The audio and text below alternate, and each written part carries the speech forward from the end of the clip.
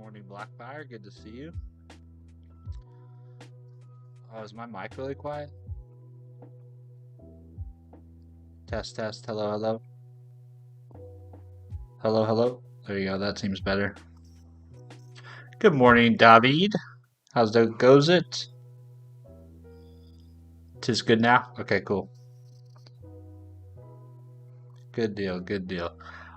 It's hello, reps. It's entirely possible that the stream might turn off suddenly, because it is storming a lot where I am. And we lost power once this morning.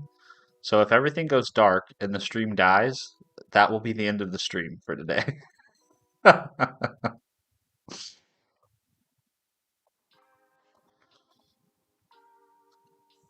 It is the coffee bringer. It is the coffee bringer. I'm here. I'm back. Good morning, Tyler. Thanks for being a member, man. Appreciate you. Yeah, I'm back. Let's see. What was I going to do? Oh, yeah. I was just going to put a little note. Just going to put a little note.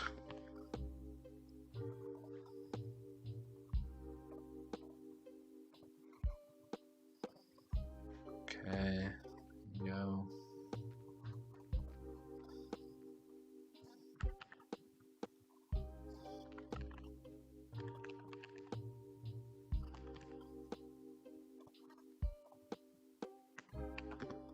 I may lose power.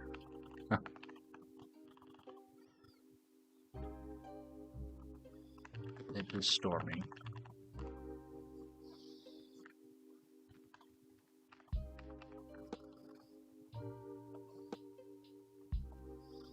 Just stick that right over here. Just in case it happens. Yeah, fingers crossed. Yeah. We had a huge loud what do they call that? Thunder. Big old lightning strike. Huge loud thunder. Both my kids got scared, woke up, ran into our room, knocked our power out. So we'll see. Go off grid somewhere down the line, Steven. No more power and interruptions. Wait, off grid? That would be no power at all. How would we do anything? Is there like a problem with the power this morning? Not a problem. Just sometimes thunderstorms can knock your power out temporarily. Like it'll just even go out for like a second. Like it'll turn off, turn back on. But obviously, then that would kill the stream. So we'll try to do as much as we can with the time that we're given. Solar and battery kits. That's not a bad idea. I do have a UPS, but my UPS is connected upstairs to my server and my NAS and my Wi-Fi. So maybe I should get a UPS for my stream setup. That might be kind of good to have.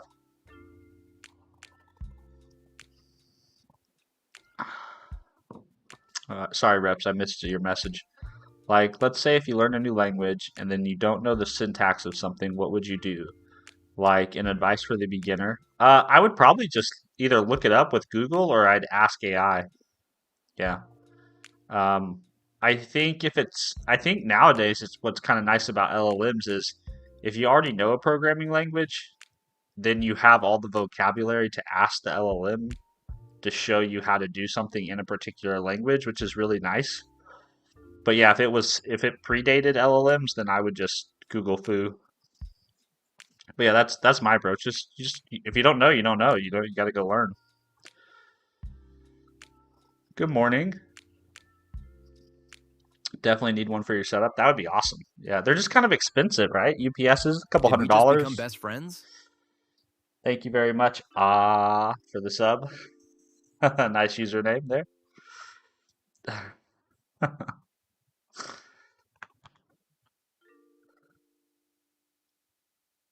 Ask the kind folks in Stack Overflow. They're pretty free these days. Nice burn. Very subtle dunk. Very subtle. Which I went and checked out their redesign yesterday. Have any of you checked it out?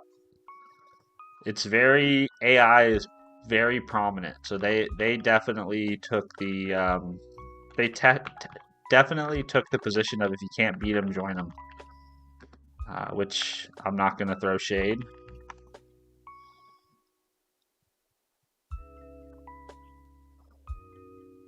Yeah. Oh, weird. Actually, when I was here the other day, there was like a. No, this is not the right thing. This is meta. Where is it?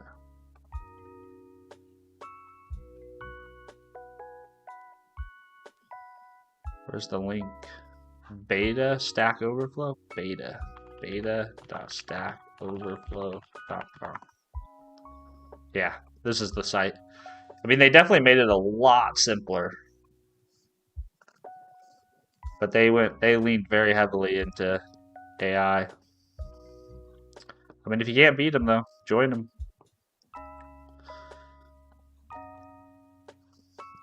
Let's see what it's like. Can you teach me how to reverse an array of sorted numbers in F#? AI overflow instead of humans, you get screamed by LLMs instead.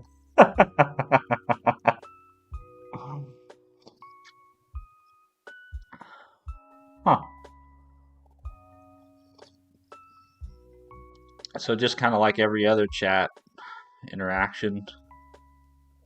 Looks like they use their own data to source or to ground their answers. That's kind of cool. Looks like they have some, what is this called? RHLF. They have some human reinforced learning happening, probably. Yeah, I don't know. It's fascinating to see these like once dominant things of our world sort of change and adapt to the new thing, you know?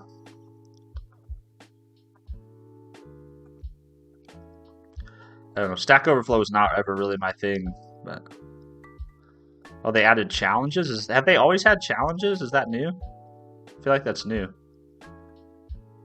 Let's see. Dive into our coding challenges to have fun, acquire new skills, and join us in chat to discuss.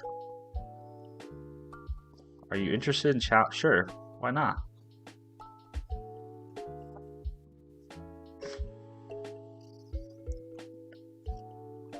Huh.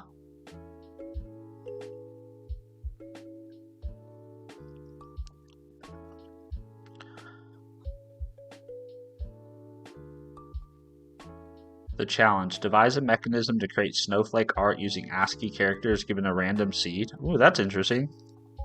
I don't know if I could do that. Huh. That's kind of cool. Well, good for you, Stack Overflow. Again, you weren't really my place to hang out, but I'm glad they're finding a way forward in this brave new world. We all must do this. Gemini free option is pretty. I like Gemini. Yeah, I use Gemini. I pay for Gemini, so I like Gemini. Let's see. Peter Parker, how do someone make AI agents? I've heard it quite a lot lately. So I have a whole series about this, Peter Parker. If you want to go to my YouTube channel where I walk you through what an AI agent is. AI agents is a marketing thing. It sounds way more complicated than what it is. It's basically, let me link to a playlist.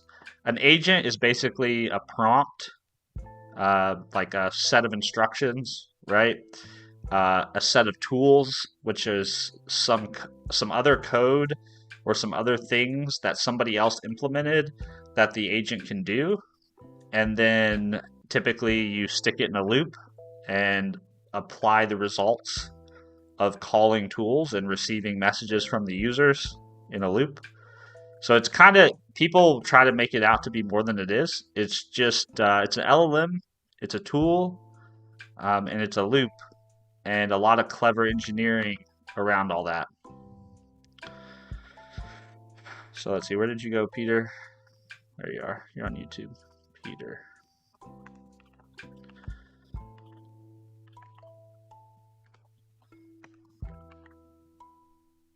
But there's all kinds of tools you could use to build an agent.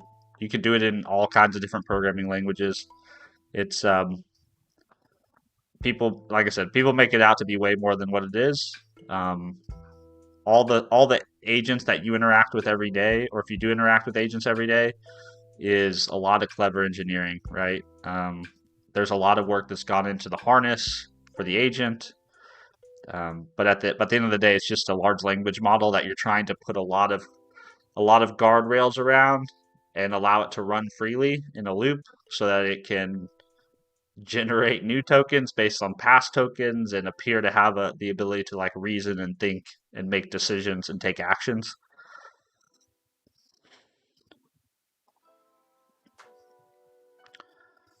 But it's not anything special. Look at this old man coding by hand. Yeah, I know, right? What is trad coding? Trad coding is just like a funny, memey way to say the opposite of vibe coding.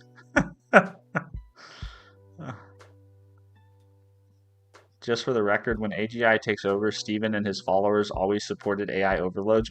Overlords, we trust you. Nah, man, I'm gonna be part of the rebellion. I'm gonna be part of the resistance.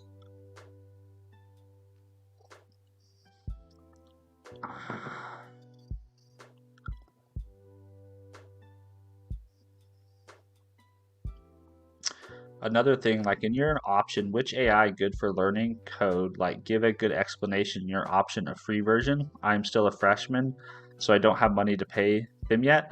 Yeah, Gemini free version's good. If you have a decent, um, a decent laptop, you might explore using Olama and one of the smaller, like 3 billion parameter models, like or 1 billion parameter models. That might be a good way to get access. It's gonna be slow. It's not gonna be terribly fast, but it's gonna be something.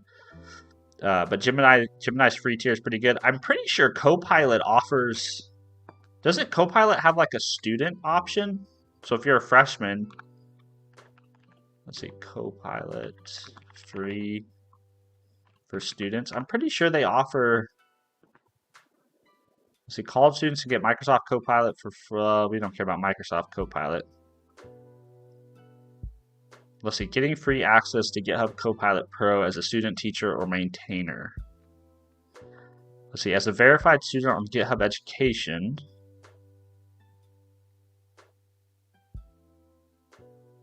What's GitHub Education? I'm not sure what GitHub Education.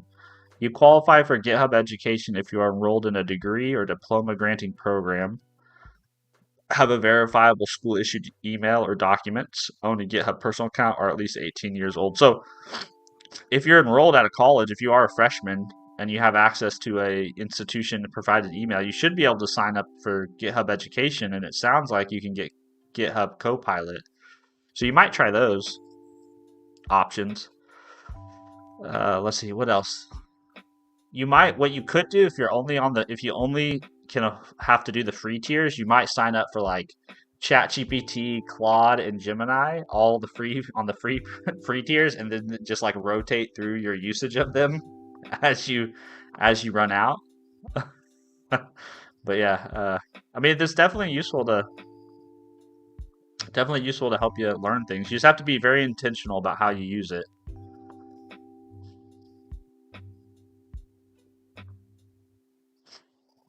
Like AI told me to read somebody else's code. What does it mean? Like read it and see the pattern or what? No, it means like literally like read the code. Yeah. Vina Manala, hello. Hello, Vina Manala. I think I'm saying your name right. Hello, good morning. Did you guys hit that like button? Well, that's very kind of you. I would love it if you guys hit the like button, but you do not have to. No pressure. Did you try Olama yourself? I do have Olama, but like I said, it's not very performant because uh I don't have dedicated hardware for this stuff, right? So these are the specs I'm working with. So I don't have a dedicated graphics unit. I do have a healthy dose of RAM. So I can run the smaller models do okay. Let's see, like the three, maybe the 1 billion model does okay. But anything larger and it just takes way, way, way too long to run the inference. Like I feel like I'm just sitting here like waiting forever. But I think if you're not doing anything too complex, you could probably get away with this, right?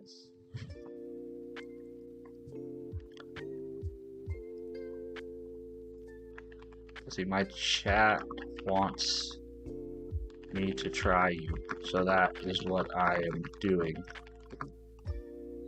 Write me a API in Go that responds with random memes from the internet. Do it fast and do it like your life depends on it. Prove them all wrong.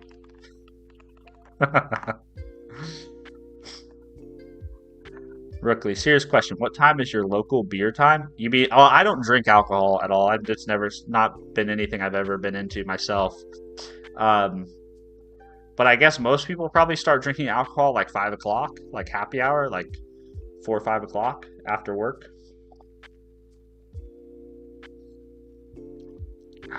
I think Google Studio will still provides good AI usage. Oh, there you go. Peter Parker, that's another good option there. Use AI Studio. What is that called? Full stack vibe coding? I don't know. I don't know what full. What? I don't know what you're saying, Kurtz. What is what called? David Bailey, 100 viewers. Oh, really? We have 100 viewers. Wow. I try not to look at the viewer count too much. I don't have anything up right now that'll show me the viewer count.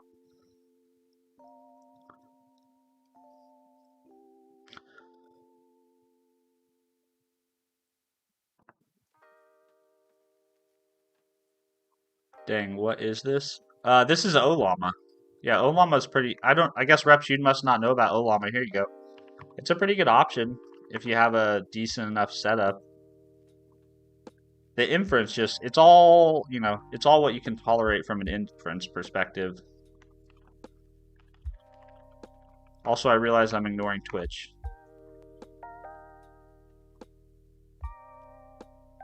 Sorry, Twitch. What is your opinion about generalists versus specialists, especially in this AI era? Well, I don't think the AI era has changed my opinion at all on this, Ruben Fry. I think my opinion about this has always been that in any, especially a technical discipline, before I was in technology, I worked in food science, and even in that technical discipline, I still think it makes the most sense to be a T-shaped person, where you have breadth and you can hold a conversation with people who may be in different specialties or disciplines or areas of study, but developing your own unique vertical of something where you have deep knowledge and familiarity, that's still the way to go, I think, in my opinion.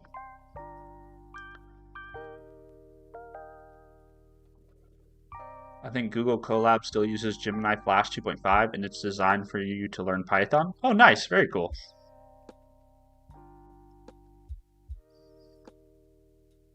I'm gathering from the vibe that the pup's all good. Oh, yeah, I forgot to update you guys. Yeah, so he is good. Yep, he survived.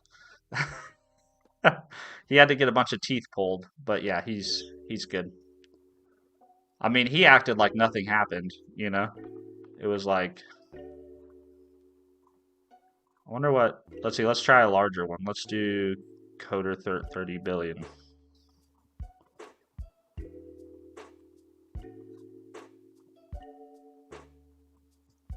Yo, how slow are you? Did we just become best friends?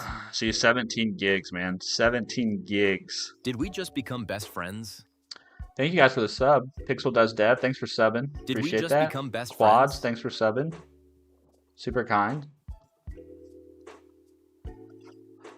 Isn't agentic programming just a fancy way of saying vibe coding? Yeah, I think vibe coding has taken on such a derogatory term, Rookley, that people are trying to find a way to distinguish what it looks like for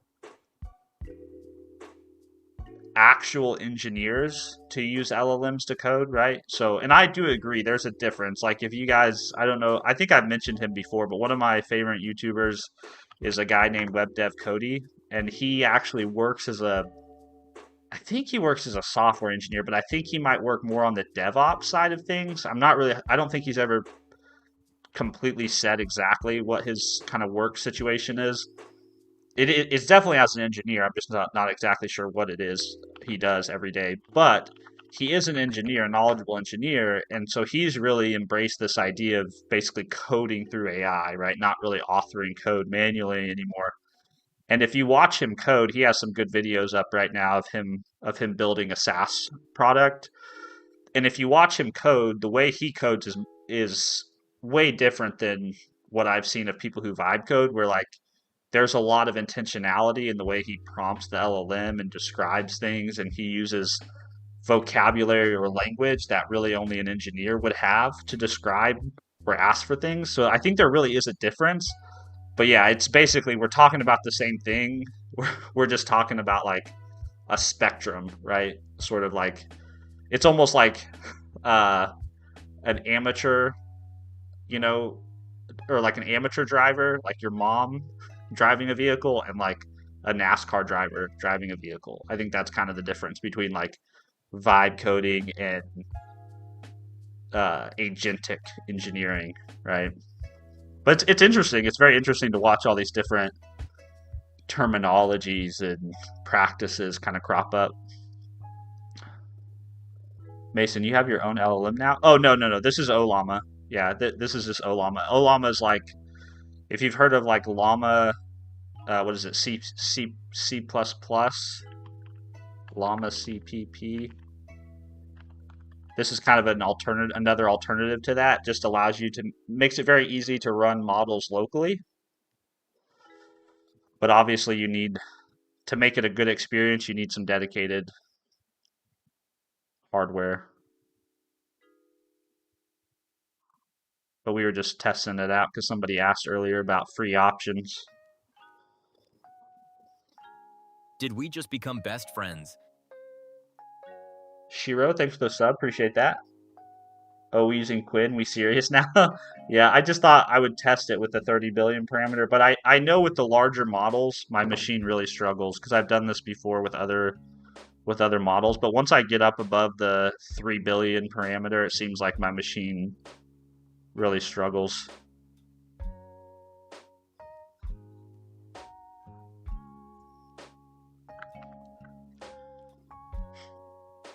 I guess that means I just need to increase my AdSense earnings so I can spend money on a GPU. Quinn owns if you like Python. Well, I do not like Python. So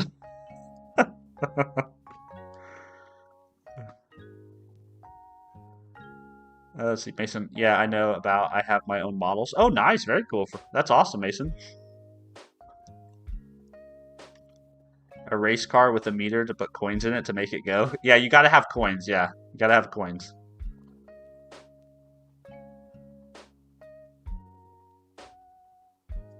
Oh, just got here. Didn't realize it was local. Yes, it runs locally. Yeah, it runs locally. Now that's why the quality of it kind of depends on what your local machine's resources are. You've used Devstrel? Well, I'll probably download. I'll let Quinn finish downloading here, hopefully, and then I'm gonna do that, and then I'm gonna move on. Yo, the 5 minute wait was killing me. Oh, I'm sorry, man. That's how we keep all the riffraff out of the stream. You really need to try Quinn 3.5. It's a huge jump from 3. Oh, nice. Okay, cool. This is the conversation that always unfolds whenever whenever AI comes in, enters the chat. Everyone's like, "Nah, man, this model, this one, try this one, bro." You guys know how I feel about AI. I don't go in for all that shamanism. I feel like Olama might be hung.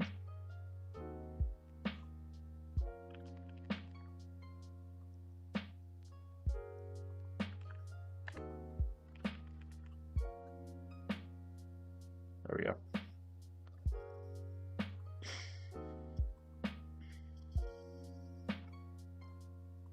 Curious to see what happens to my machine's resources. See, this is just too slow, bro.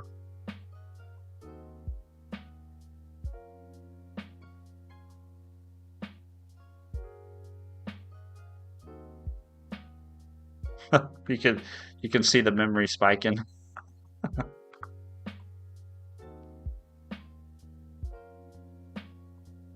Yeah, that's not gonna work. Well, let me go upstairs and cook breakfast and come back down here.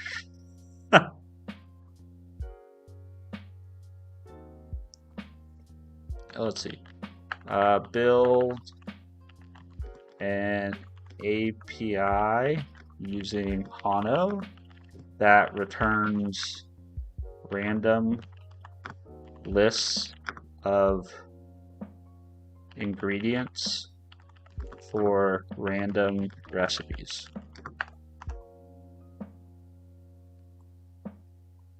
Oh, there we go. Now it's probably loaded into memory, huh? Hey, that's not bad. That's pretty good, right? I mean, it's definitely not Gemini AP, Gemini's API or ChatGPT fast, but it's not awful. Look at my CPU though. That thing is cooking.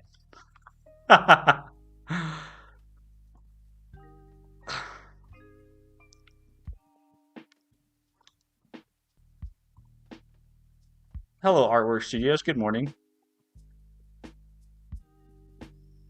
I need more RAM. I need more RAM. I need more RAM. I need more GPU, more CPU. Give me all the things. I can't run 3.5, 3.5 locally. I bet I can't either. Artwork Studios, another puppy died. Oh, I'm sorry to hear that, man. That's really too bad. I'm sorry. I hope you guys are doing okay. I have a Mac M3 Air. It just got dead after 12 cycle counts. I'm never going for Mac again. Dude, that sounds like something you need to call Apple about. That's wild.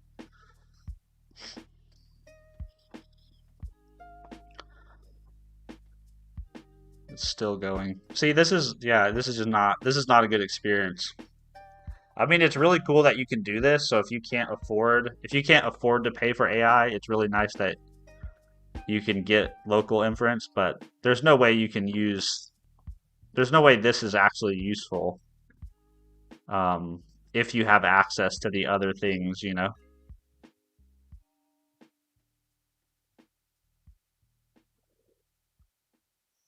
It looks right though. Nice. Anyways, Peter Parker, if you're still here, maybe took a look at Olama. See how that works for you.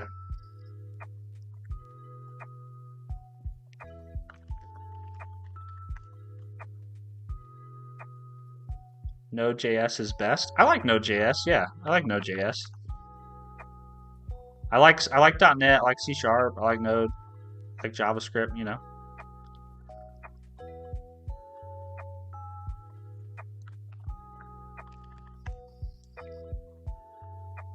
You got to look around the community. They cook up some really good stuff. I don't know what that means, James. Good morning, Inspire. How are you? Oh shit, it's finally morning. Haven't slept in a day due to exams. Man, you're grinding. You're grinding, my man. That's crazy. You got to sleep though. Sleep's important. Sleep's important for your performance on tests, man. Good morning, Minister of Defense. Good to see you. Hope you're doing well.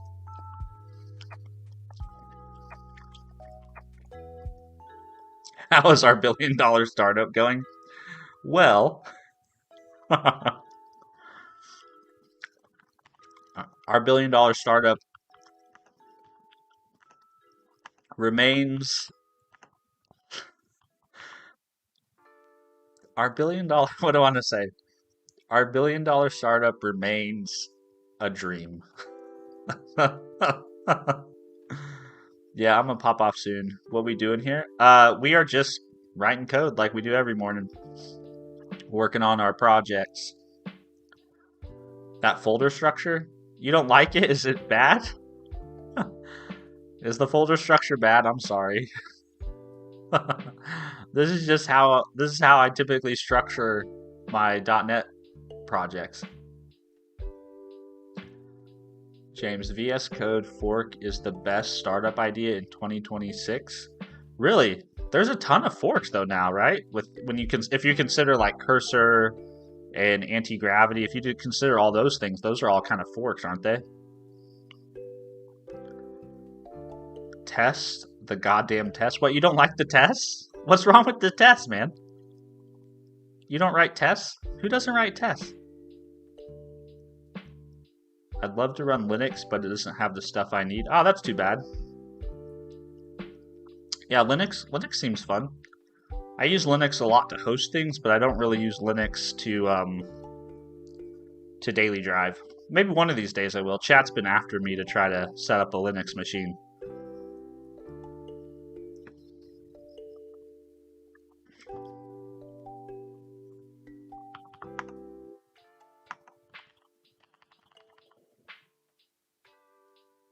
I wrote a test for some project I had to submit once. I hated it since then. Ah, well, I love tests. I really enjoy writing tests. But I also work in quality for a living, so I think that kind of makes sense.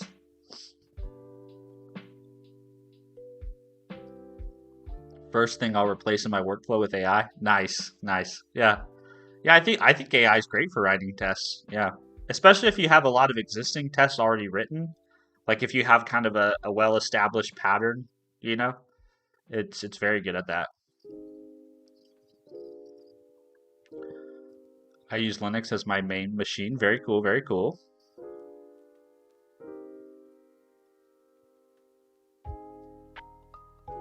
Minister of Defense, I disagree. It's good for writing tests. I think it's good. Yeah, I think it's good for writing tests. It's def better than me. That is why. Might not work in your case, of course. Oh no, I've definitely used AI to write tests, and it's very good. Yeah, like I said, it's even better if you already have kind of existing patterns and structure for it to follow.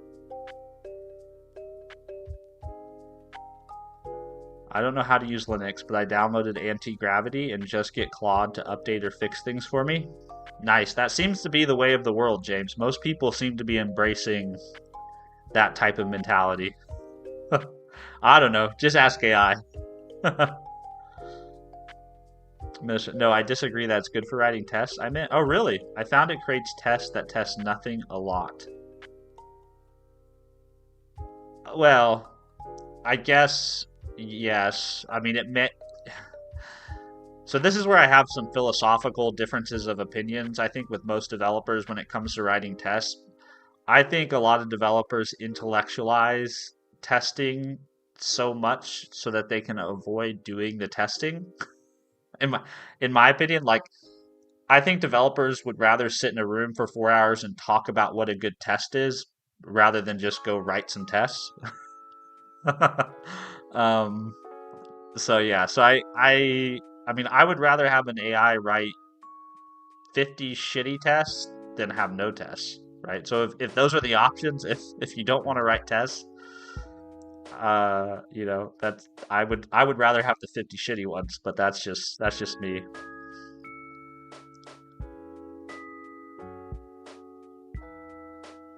He can produce tests at the speed of light. I know a lot about Windows, but software dev work favors Linux. I don't know if that's necessarily true. I mean, I know developers who work on Windows who are great. I know developers who work on Mac who are great. I know developers who work on Linux who are great. I don't think software dev necessarily favors Linux. I mean, each OS has its own kind of idiomatic set of tools and tool chains, but I don't think just because you're not on Linux doesn't make you a real dev.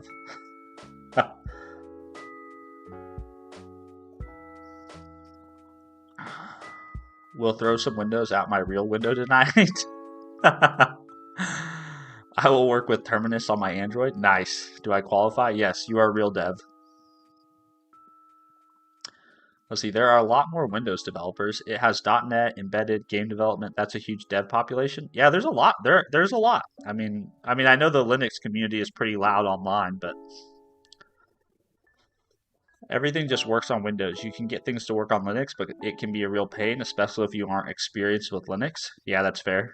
That's fair. I haven't, like I said, I haven't really daily drove a Linux machine. I've only used it really from a command line interface. So can't really speak to this. So I'll just take your word for it. But yeah, I feel like most things work okay on Windows 11. I won't say that Windows 11 is perfect. Like I've definitely had issues with the start menu before, but it's just fine for me. Inspire. Wait, though, what is the point of .NET anyways? .NET's just a development platform, right? So it's a way for you to build things, right? It's a tool chain and a bunch of technologies that enable you to build stuff the same way other development platforms do. So it's kind of hard to say, like, what's the point of it? Well, the point of it is to enable developers, but you can accomplish the same things in .NET that you accomplish in other languages and other tool chains.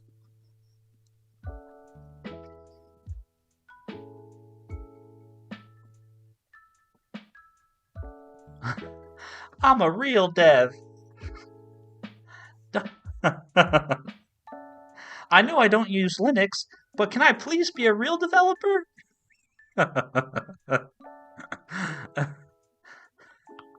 I just. Well, please don't say nothing. I'm not necessarily saying nothing, but like there isn't anything inherently special to .NET. I mean, it's kind of a preference thing, right?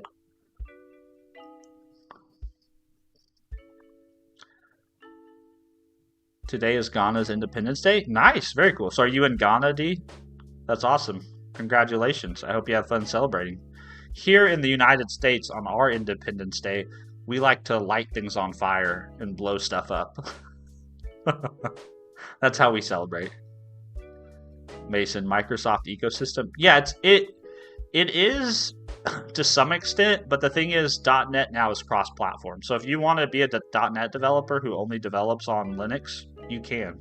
Like that, you don't have to be on a Microsoft ecosystem or Windows development ecosystem to build .NET stuff.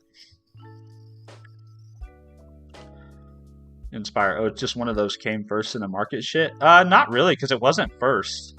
It definitely wasn't first. .NET was largely a reaction to the popularity of other tool chains. I think, namely Java, primarily. And for a long time, .NET wasn't cross-platform, so it was very much a Windows thing. But now that's not the case. I bought a domain and embarking on my full stack journey. I'll see how different it is from AI engineering. Yeah, I'm in Ghana. Nice, very cool, man. Yeah, I think you'll have fun. Don't forget, guys, he's invested in Microsoft. I am a Microsoft shill, so you do have to be careful. Although, if I say I'm a Microsoft shill, that means I'm basically a shill for everybody that's in the S&P 500. So I'm basically shilling for all the big tech companies. The S&P's been get crushed this week, though. It's down almost 1% for the entire month.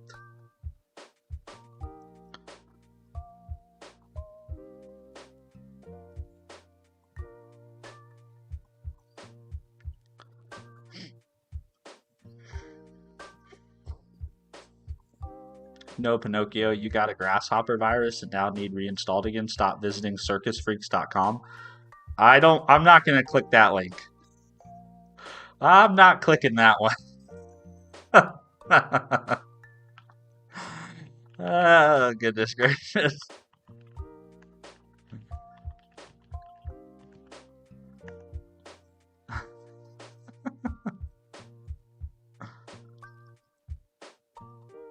A random link, don't click. Yeah, I'm not. Anything with freaks in the name. I'm not clicking it.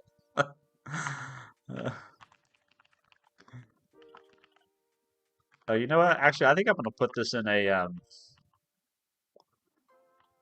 I think I might. Well, no, I'll do that later. I was gonna say I could probably reuse these classes. Uh, no, no, Copilot. Shh. Namespace.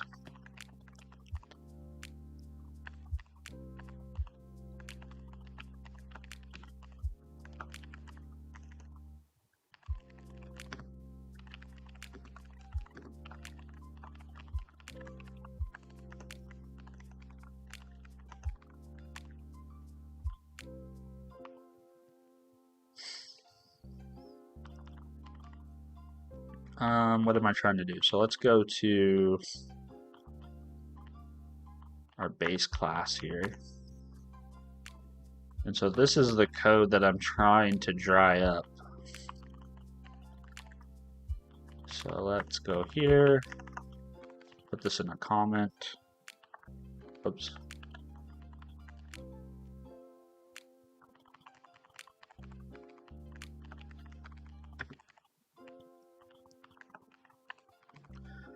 All right. So what we want is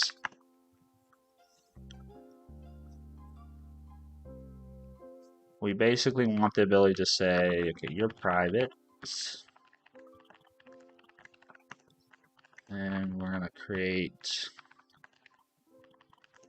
a public static user builder.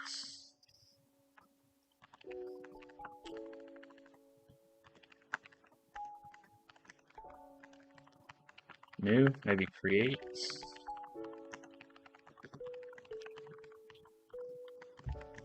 Okay. And then let's go to our user class here. Oops.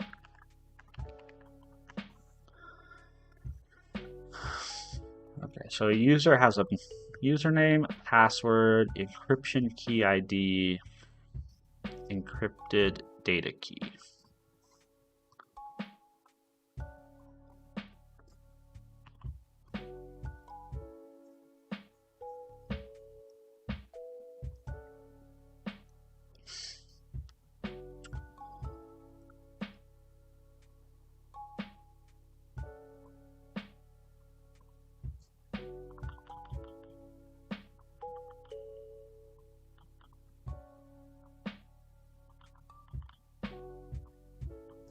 Okay.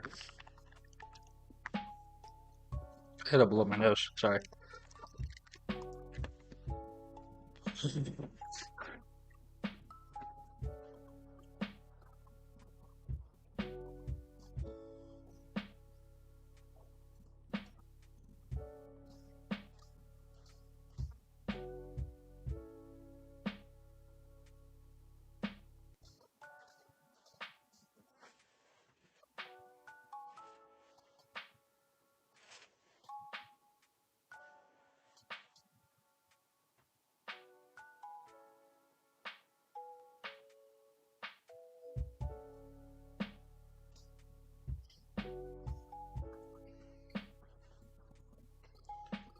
Ah.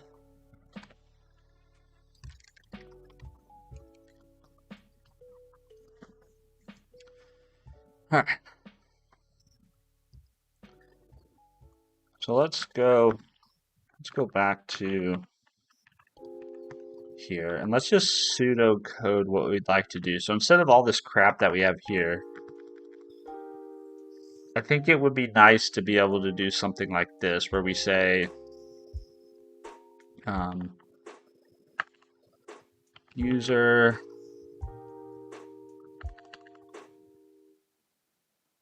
var test equals user builder dot create, I guess, maybe. And then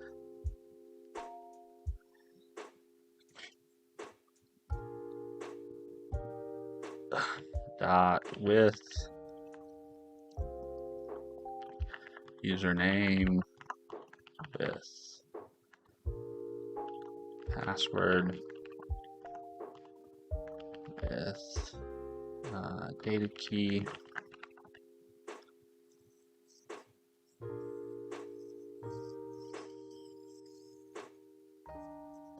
Now the real value is when we get into all these related things. So it'd be nice to be able to say with institution, right? And then we can also have a builder for the institution.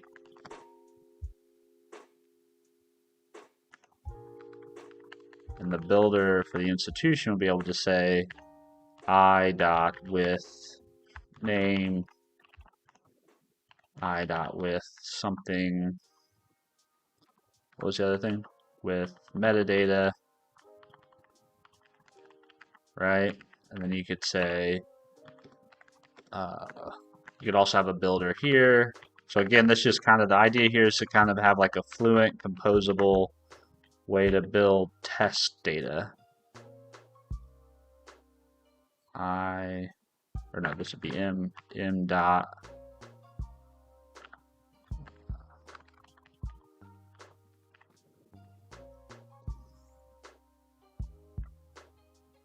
I guess with stuff with plat ID. Now we could have some defaults. Like see how I have all these fake. We could have some defaults for all this. So let's just try to get the user example working really quick.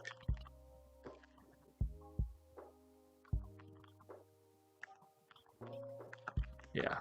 So let's go here to the user builder. And we need private, read-only, not read-only, private string username. And we could just do like username, private string, password, password, private string, data key. Actually, hold on, this should be encrypted data key. Data key, and this could be, I think this is like key used, and then key.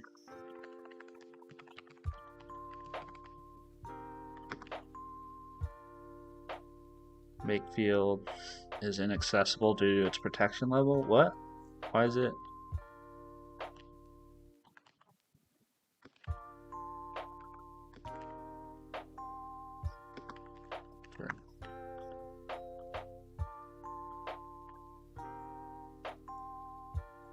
And we could have another method. This will be a public method that returns a user. And this will just call the underlying user.from, pass in username, password, data key. Now, why are you complaining?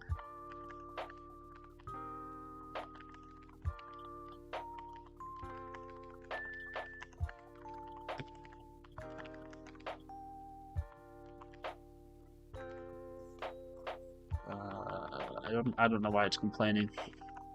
A public user builder with username.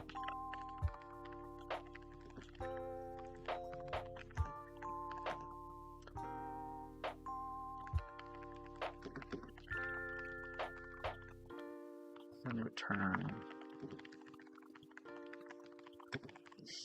Good morning, Gun Highs. Morning, Bradley. It's going good, man. Just chilling. We already drank our first cup of coffee, so we need more. We need more coffee. Data key, can you explain that to me? Oh, data key is just this thing I built to represent. It's basically just a value object to hold a couple pieces of information that need to be stored with the user so that we basically implemented like an envelope encryption system where we have kind of like an app level encryption key, but then each user has its own encryption key but we encrypt the user's encryption key with the app level encryption key. So we have to not only store the encryption key on the user's table, but we also have to store what key was used to encrypt their key, right? So if we ever want to rotate the encryption key for the app, we can properly do that. Or if we want to have an old encryption key active for old users and then a different key for all new users so that we can then rotate it after the fact, we have to keep some we have to have some artifact. I mean, to know what key we used. So that's what it is. It's nothing. It's not anything. It's something that it's a type that I made in my application.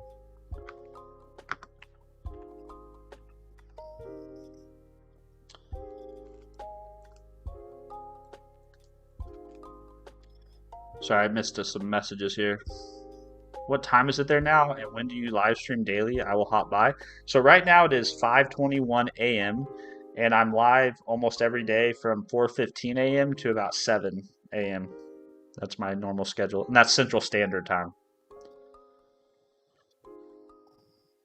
Let's see, I think it helps. So I normally create a project's Docker network that has local S3 database caching Nginx. Nice, very cool.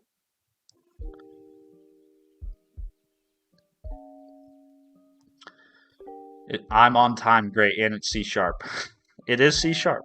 We are doing C sharp stuff. Wrapping up here, 10:30 p.m. Been up since 5:30. Long day here for the vibes. Nice. Well, I'm glad you're here, Bradley. That is a long day. Why'd you have to get up at 5:30?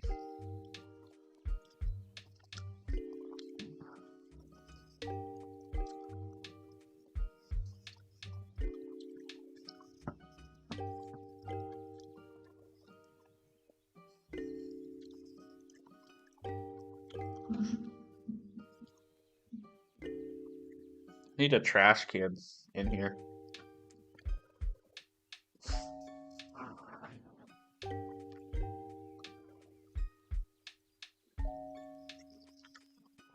Why do you have to get up? Well, I get up at 4:15 to stream because if I didn't get up early, I'd only be able to stream for like an hour over my lunch break, which is what I used to do. I used to stream for like an hour over my lunch break, and it's just not really long enough.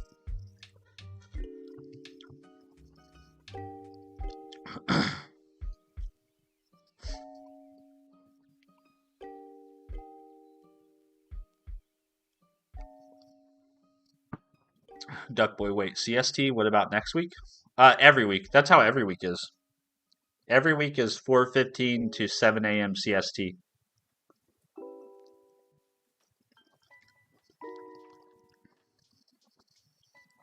I go into the office 2 days a week, which is close to 2 hours commute each way. It is what it is, but I gym early the other day, so same, really. Wow, dude, a 2 hour commute? You're committed. If I had a 2 hour commute, I'd be looking for a different job, man. That's crazy.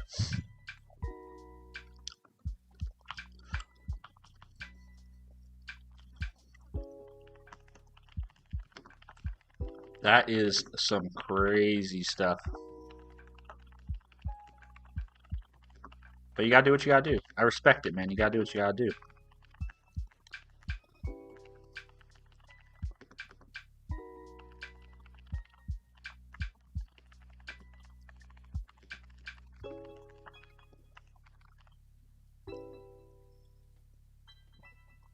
That makes sense. That makes sense, Bradley.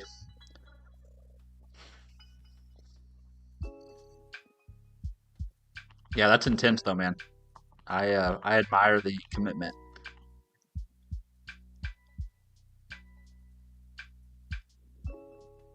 Okay, this doesn't make any sense to me. Encrypted data key. Encrypted data key is inaccessible due to its protection level. But it's not because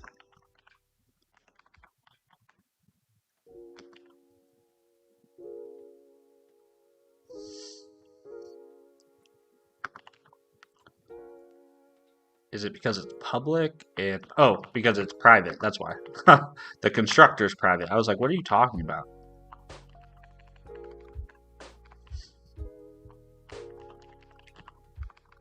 There we go. And then we'll also have one down here called public user builder with data key. And we'll do two. Let's have one where we pass in the data key. Excuse me.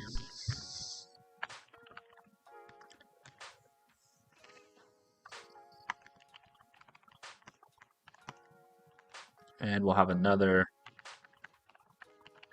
where we allow them to pass an action.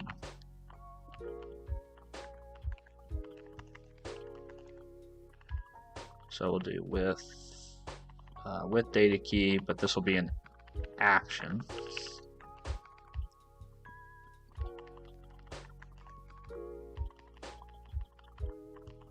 And then we'll say data key equals key. And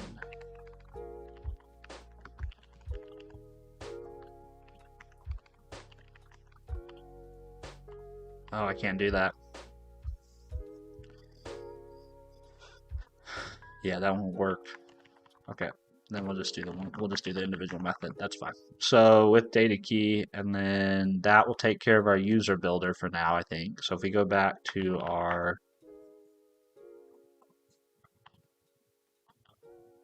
let's actually update these to mimic what we're doing in the test right now. So we'll do hash password.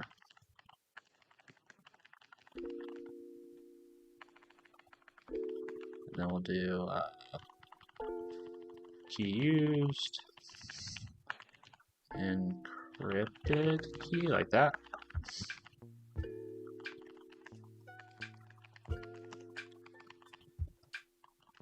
Wonderful.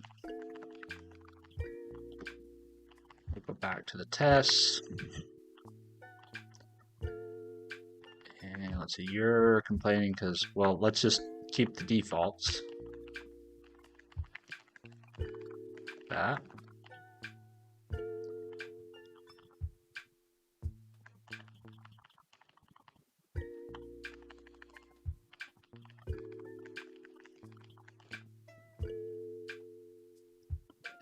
Okay. Now, ideally, what we'd like to be able to do is instead of inlining the institution,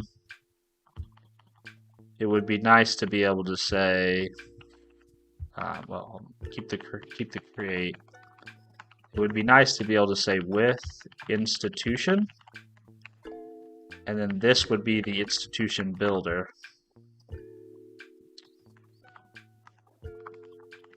So let's make this a reality. This is what they call wishful programming. You just write the code as you wish it existed, and then you go and make it exist. Gosh dang.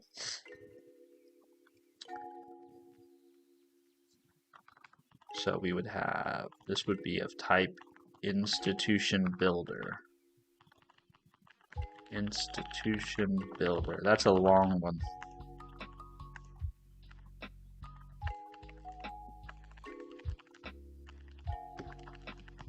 Physical OS, infra, test, integration. And these really, all these classes really should be in some common class library that I can use across all my test projects.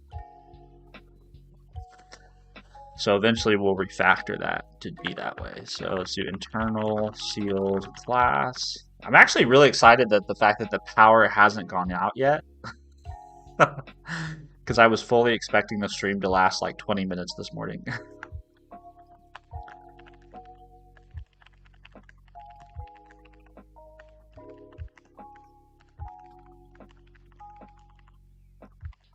Also,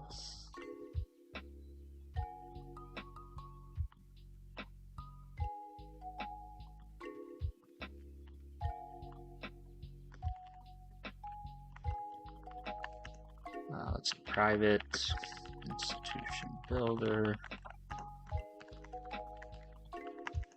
public static institution builder.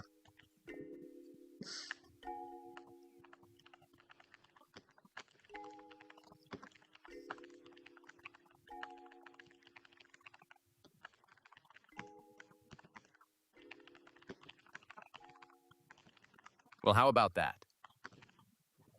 Hey, Bradley, that's Welcome to too the party, nice, man. pal. Thank you very much.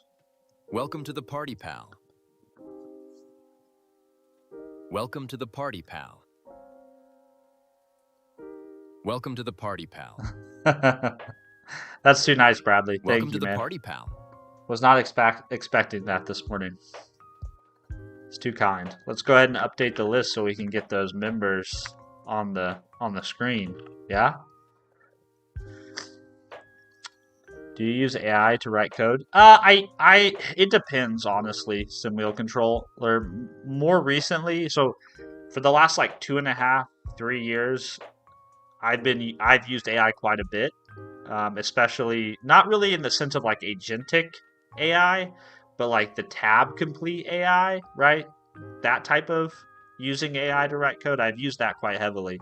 But recently, I've been using it less and less, at least for authoring code. Doesn't mean I'm not using AI a lot for other things. I'm just not using it to author the code directly.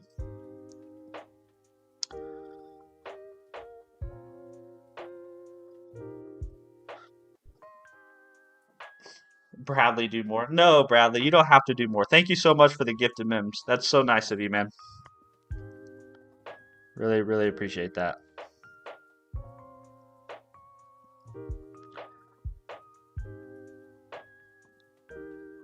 Oh, I have to download it. There we go. And then we have to delete this. To rename it. Now remember, the whole reason I can't automate this is because YouTube is so precious about their API access.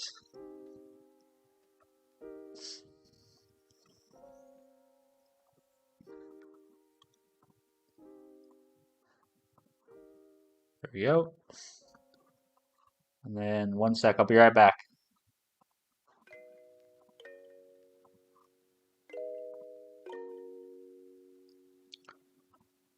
Alright, I'm back. Giovanni? Hey, is there a reason for you to opt for C Sharp? Just preference, yeah. The same reason other people opt for Rust or F Sharp or JavaScript or TypeScript. Just preference. I like C Sharp a lot.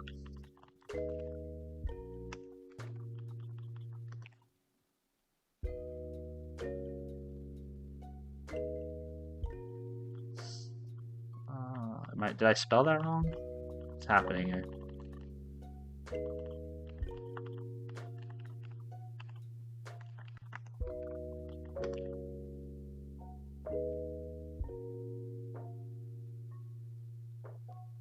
A constructor declared in a type with parameter list must have this. Oh, sorry. I was like, what's happening? And then let's see, public. We return an institution. That will be built. So now we'll say return institution.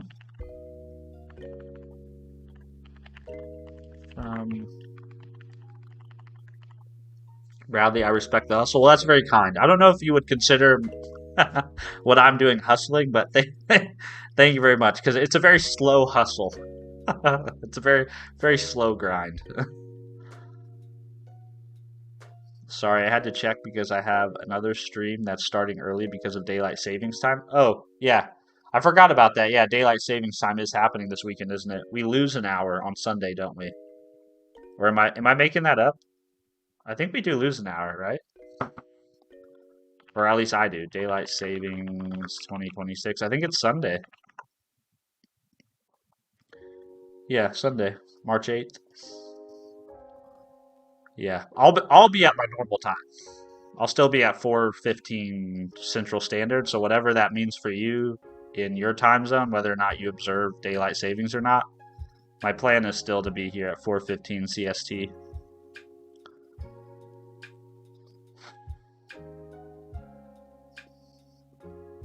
Nice. I've been seeing a lot of dev vids on C Sharp. Never used it, but seems very polished. Oh yeah, for sure. It's a very mature ecosystem and mature language.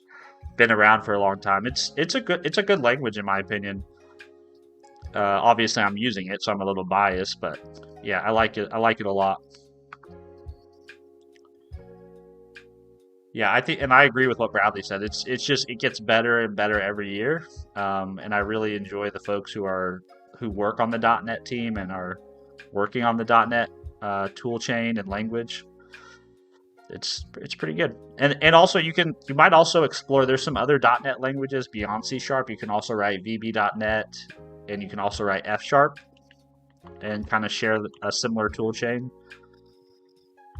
which is kind of nice.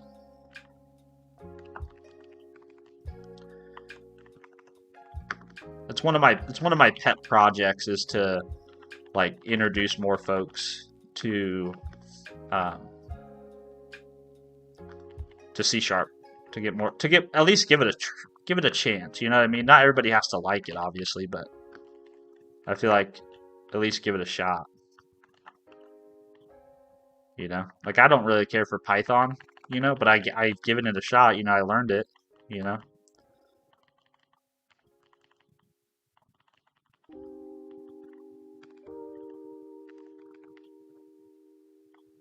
some private um,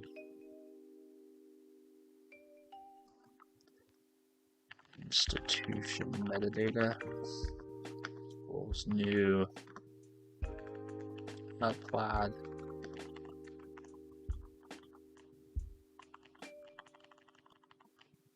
Just default this to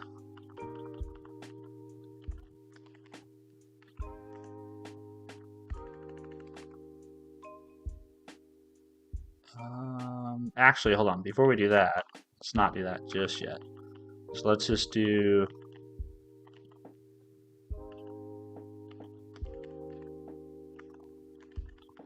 just take that, put that there. Then we'll say name. Which is cool. And we'll add a public institution builder with name, string name, return this, set name to name, go back to our user,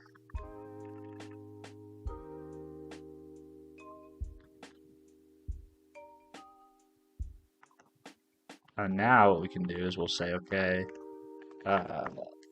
private list of institutions.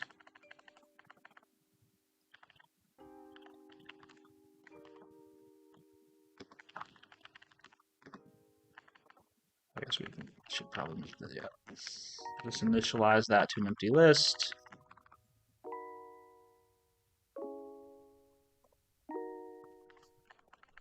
Say var user equals for each var institution in institutions. Then we'll say institutions, or sorry, user dot add institution.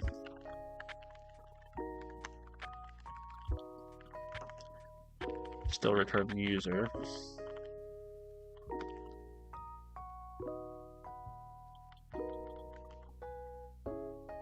Oh, whoops. Would help if I could spell the right variable name.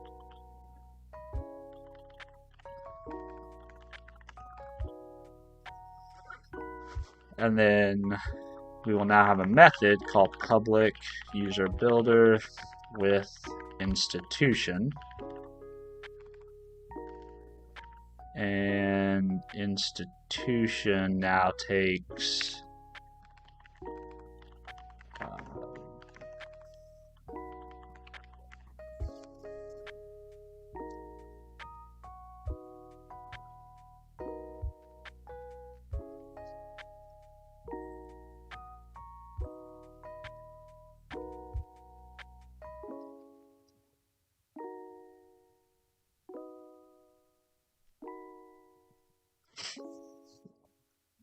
I guess an action institution builder, or should it be a func?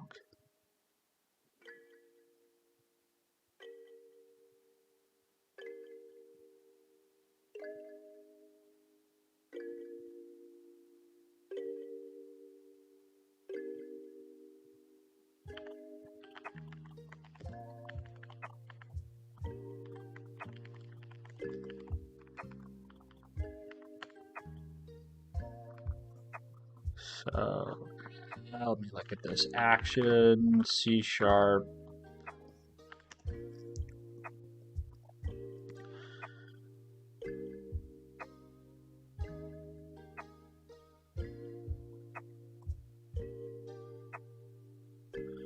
I think I want.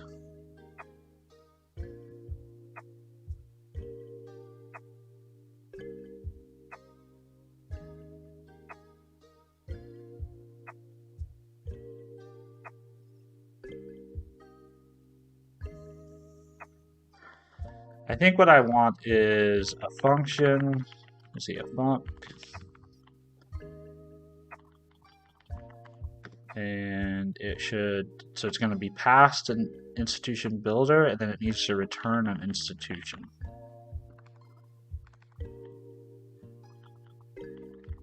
And so then that will be, we'll basically call,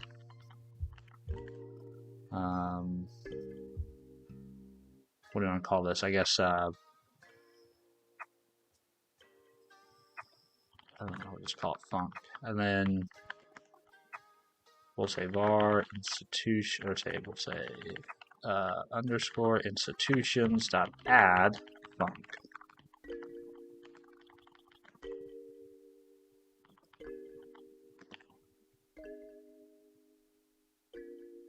Oh, yeah. And then we'll say institution dot builder dot create.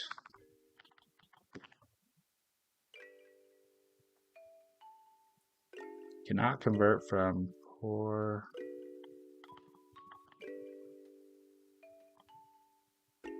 What am I doing wrong here?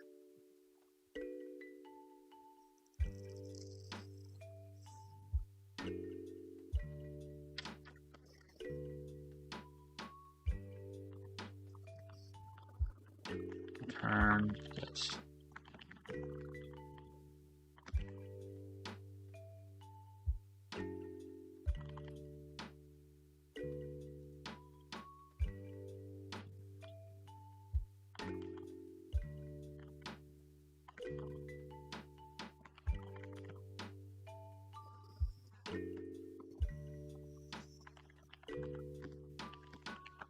Did I forget how to write a delegate?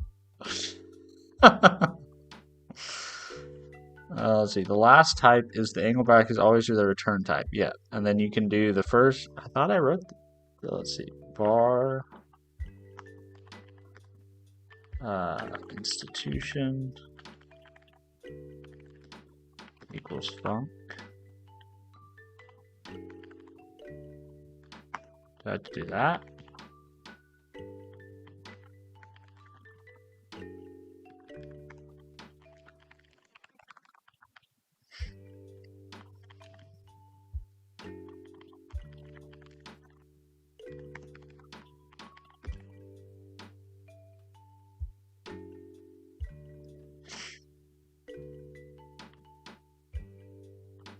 Oh shoot! This is just mistyped. Insta. I'm a dummy. Let's see. I don't think I have. I think I can just call it like this.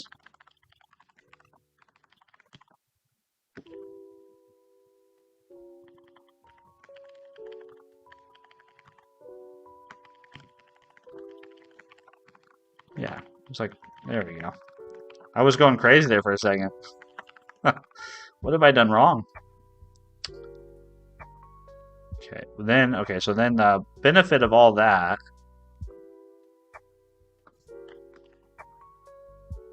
make a read only. The benefit of all that is then if we go back to our integration test, this should now exist, right? And we should be able to say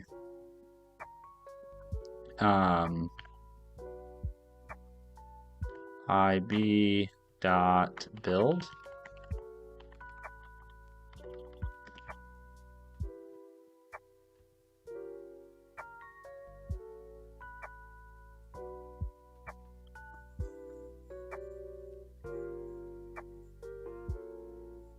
Well, I don't think I want to have to call build. Yeah, I don't think I want to do that. Not all code path. Yeah, I don't think I want to have to do this. I think I want that to just kind of implicitly happen.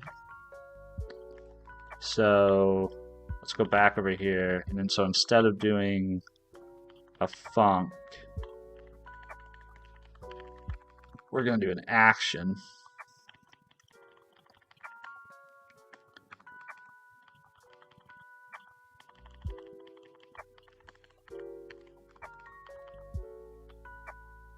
Which I think then means I can do this.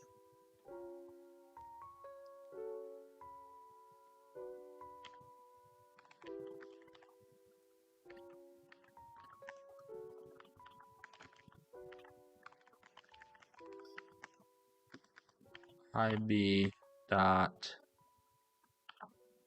with name test.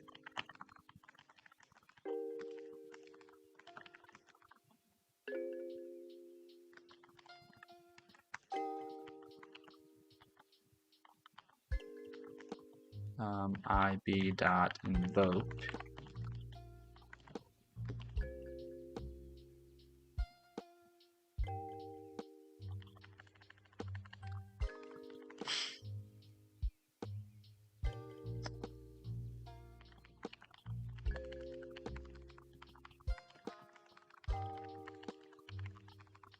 You can't call an action like that, can you? You have to invoke it.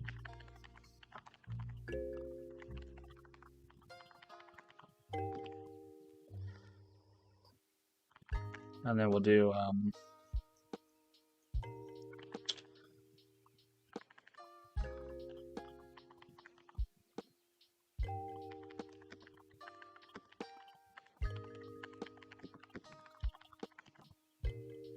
yeah.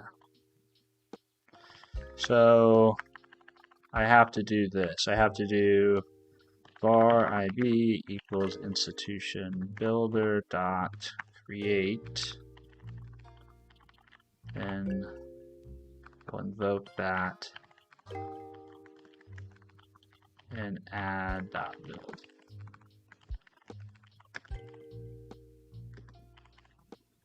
Now by default, you shouldn't have to do anything. This actually should be optional. Otherwise, we'll just use the default. So we'll say, we'll do that if action is not null, then we will do this.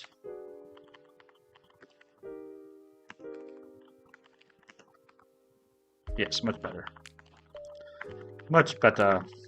So then in our test, we can now say with institution, right?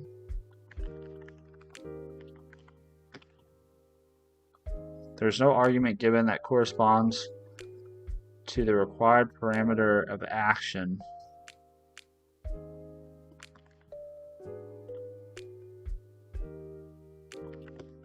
Well, it's not going to be required anymore. Stop yelling at me. Let's see. Yep, there we go. Cool. And then if we want to be able to customize it, we can say, you know, ib dot with, right? Cool. Which we do. We actually do want to be able to do that because we want to be able to say. We want to be able to say. Okay, we have an institution here, but we need to also be able to have an institution with metadata, right? Which we don't have yet.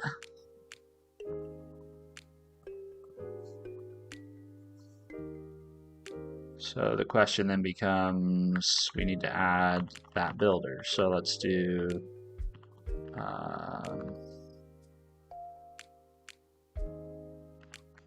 meta institution metadata builder. Infra test data that, and then we'll go to work. Public institution metadata builder. This class is a little bit more complex because metadata is actually polymorphic. Oh, I left out the class keyword. Private.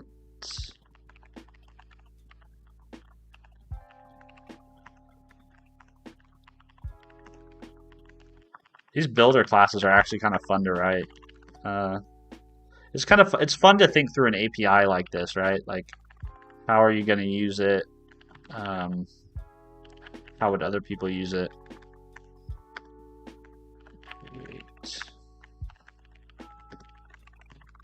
Okay.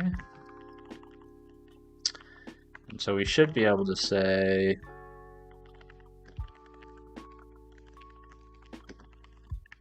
should be able to go back here to this guy. Yeah. So this is our default case, right? So let's go ahead and make that our default case. We'll say public inster. I guess this is where it kind of gets interesting, because what we want this to return is we want this to return institution metadata, right? Which is cool. Well, let's start with the simple path. Let's start with plaid. Let's just make it concrete. Build. And so then this will become our default case. So let's just return new.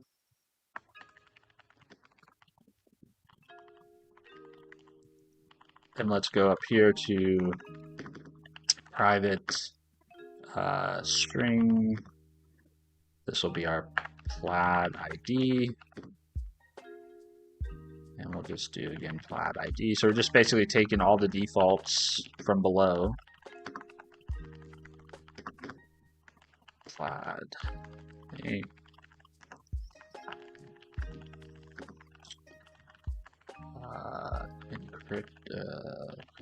Let's just say access. Let's call this access token. Encrypted access token, like such.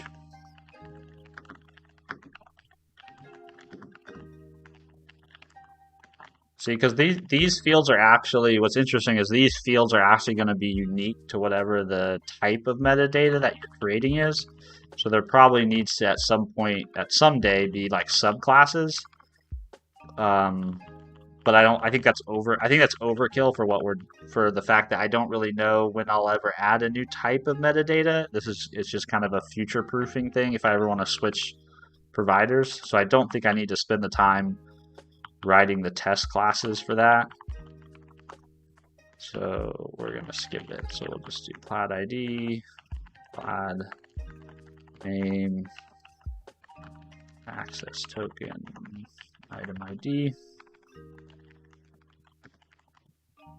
And this is obviously they're complaining because they're not being used anywhere. So we'll just say public institution builder with plaid ID.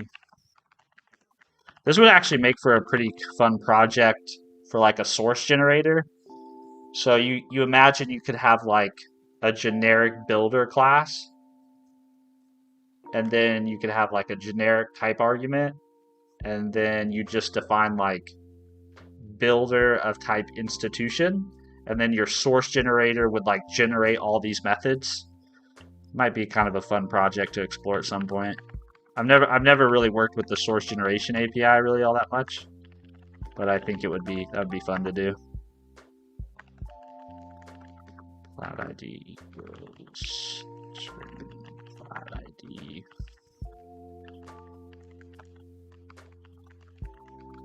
There's too many fun projects, you know. Too many fun projects, not enough time in the day.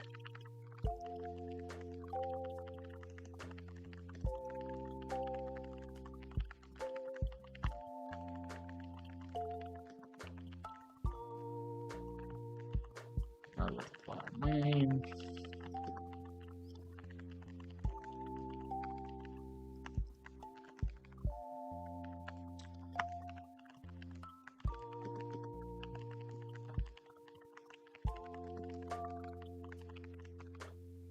Okay, do that, do this, do that, center.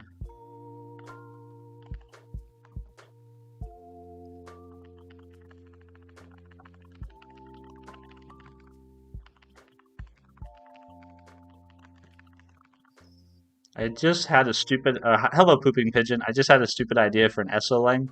What's your, hold on, Bfungi, a 2D language, but with an instruction set of brainfuck.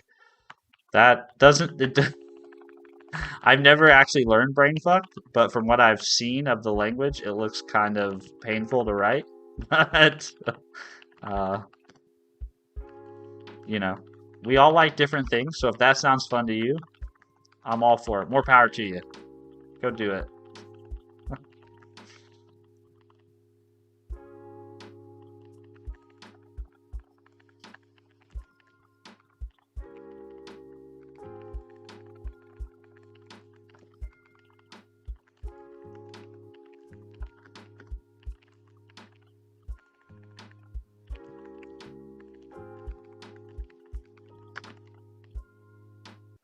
Cool.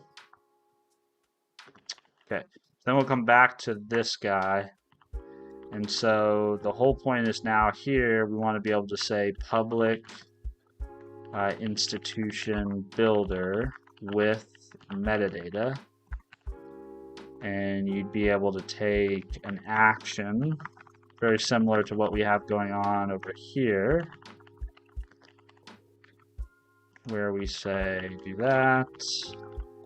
But now the action becomes of type institution metadata builder, IMB, or action, which is also defaulted to null, and which is also not marked as nullable. So then here we can have a public or a private institution metadata, which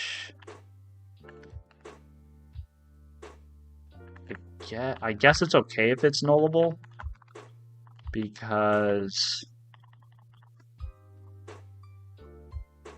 right here we would say metadata builder create invoke on IMB,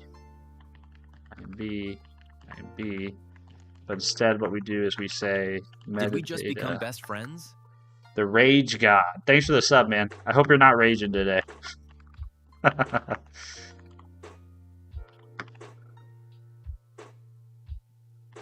Oh, we gotta build. Like that, and then we return this, and then down here, instead of doing all that stuff, we come over here, we go metadata, write it. Now, what are you complaining about? As a possible null reference argument for parameter data, that's okay, I think.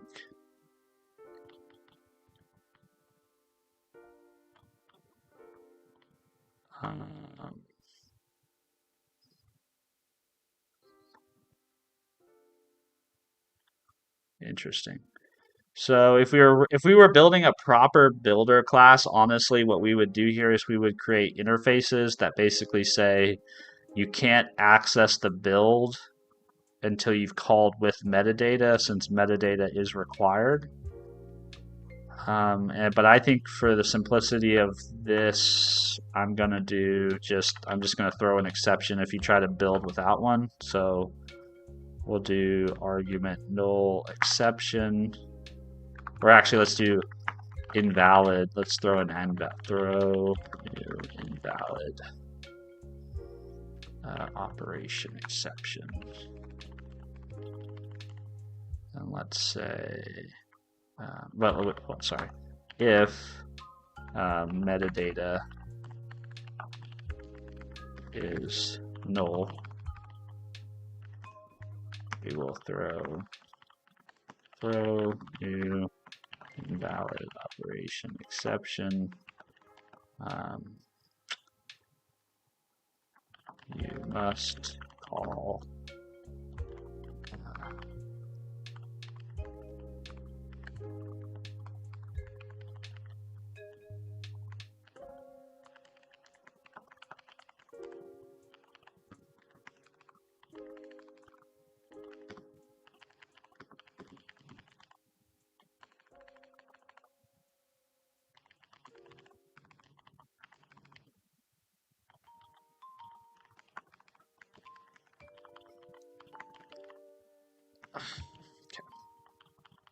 So I mean, this works, right? But you can imagine, right? You would much rather it be so that if we were over here in, let's see, if we were actually in a test situation, a better API would probably be something like this, where you can't, where if you were to new up one of these things, right? Say we create it. You really shouldn't be able, since with metadata is required. Whoops, sorry. Institution builder.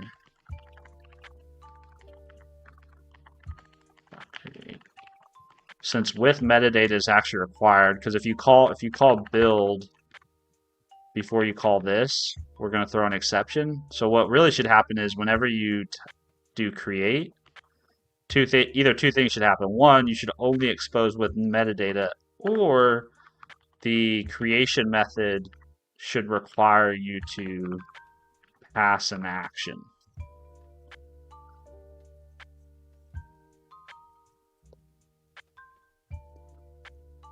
That's kind of interesting.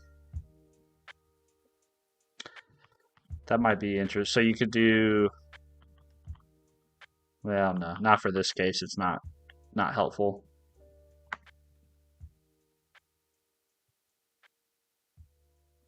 Anyways, that's fine.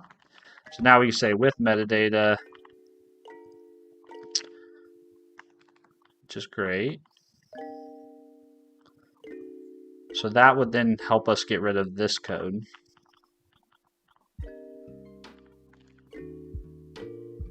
Now we have to deal with this code now. So this is where we'd want to say with metadata,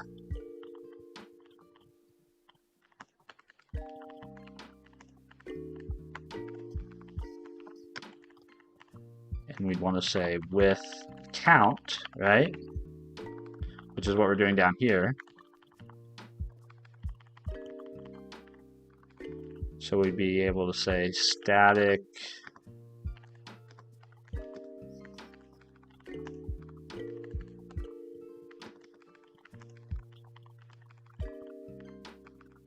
then we could say, this is an account builder now.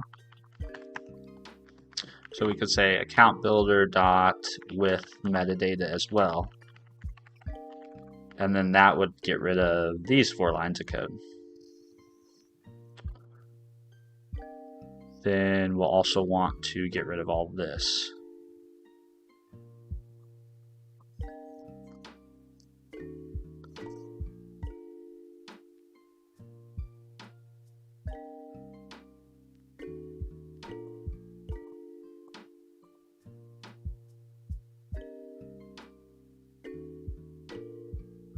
Huh. This does beg the question, though. So once we get down into this we're in this really weird object graph where the top level thing is a user, right? And with account,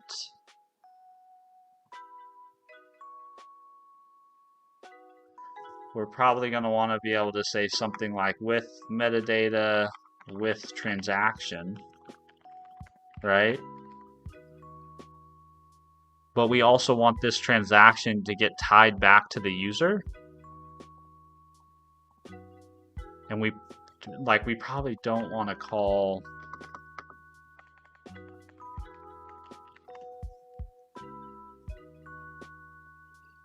okay. Let's not get ahead of ourselves. Let's just keep working on this API. So this needs a with account method. So let's go back to the builder. Public. Nope, this is the wrong guy. Institution builder. So we'll say public institution builder with count.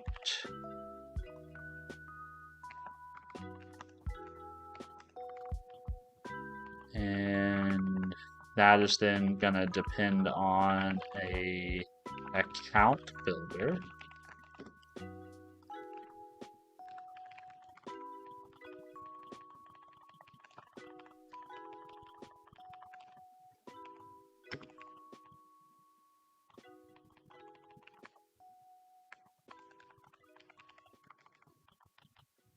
This will be AB. And this actually will be, so an institution can have multiple accounts. So this will actually be a collection. Go back up here and we'll say private list of accounts. Let's not make that same mistake again. And we'll just set this equal to empty collection. Account builder doesn't exist. We'll say for each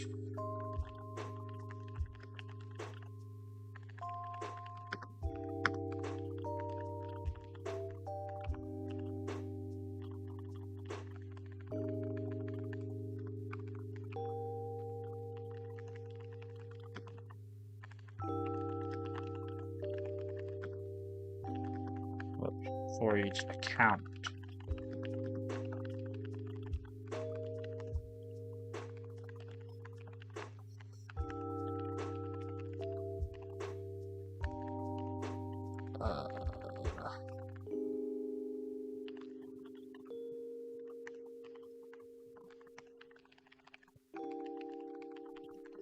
Then we return the institution. The thing is, though, here's the thing. I think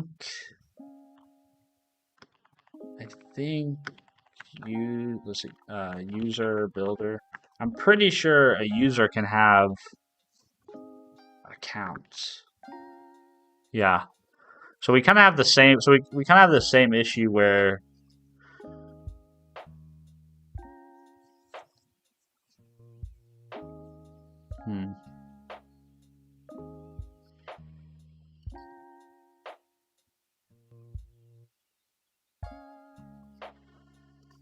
Do we want to propagate this up?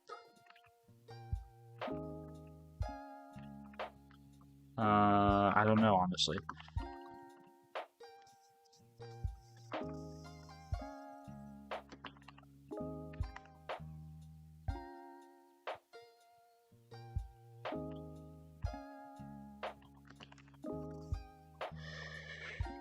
Because really, what we should probably do is we should also do something like this, where we say institution.user.addAccount account.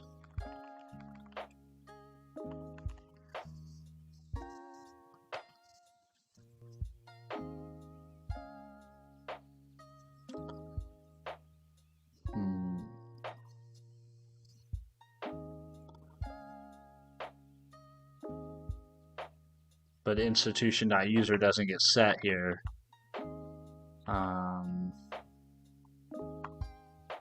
because we don't have any reference to a user.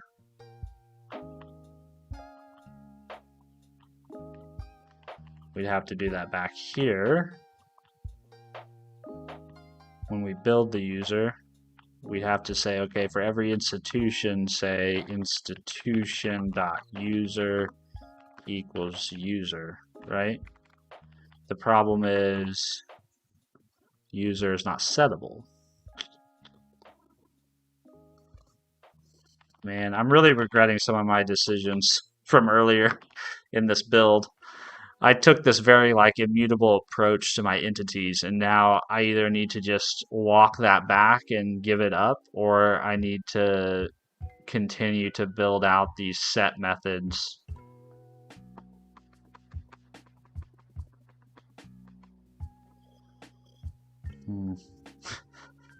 What to do, what to do.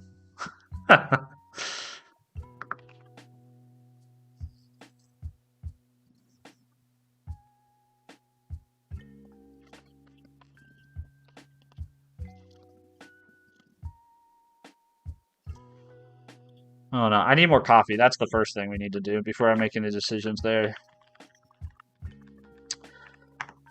Sounds like the storms outside have kind of quieted down, so take a look at the radar. Weather, radar. Probably shouldn't do that on stream, should I? I mean, I don't really hide where I live very well, but probably don't need to give you an exact map.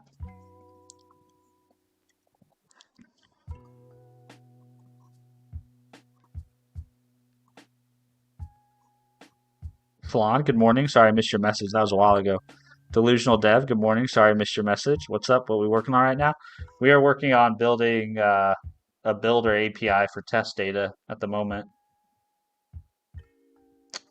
Let's see. Oh, yeah, it looks like the weather's, well, it looks like we're getting ready to get smacked with some more. Did we just become best friends?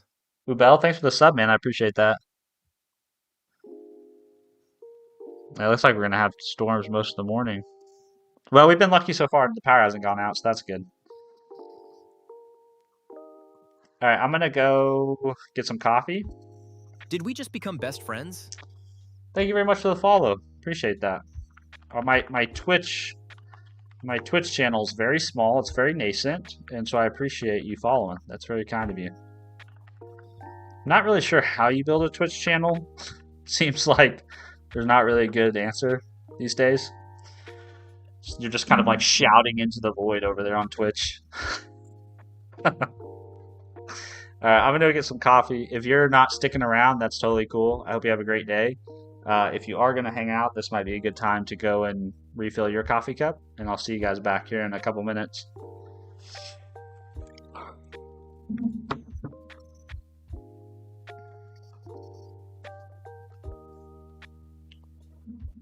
I'm using PowerShell, and this is Windows Terminal. So it's Windows Terminal, PowerShell.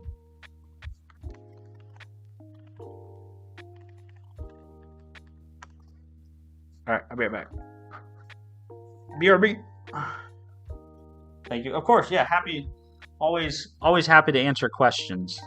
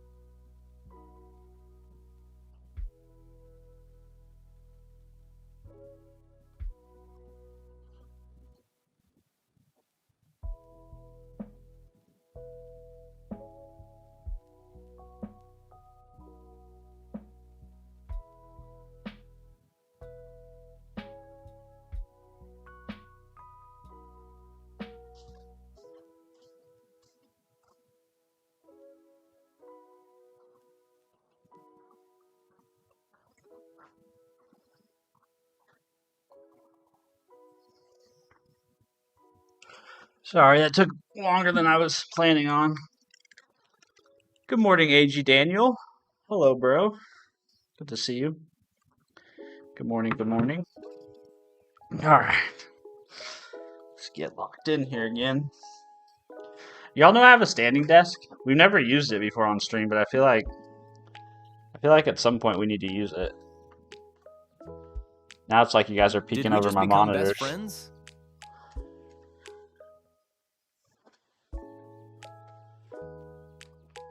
Thank you for the follow. Me a pineapple? Me a pineapple. Oh, interesting. Is that like an innuendo? Or that's a whole different kind of lifestyle. It's a whole different kind of lifestyle. But yeah, thanks for the follow. Appreciate that. If that was low as it'll go. I guess that's as low as it'll go. Huh. Okay. Enough jacking around. All right, so we need to figure out how we're going to finish off this builder API.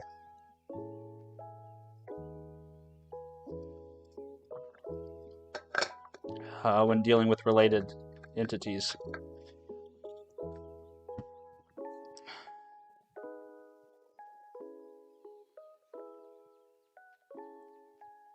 Okay. Let's see, Alt-Shift-W. No, Control-Shift-W. Control-Shift-W, there you go. Okay.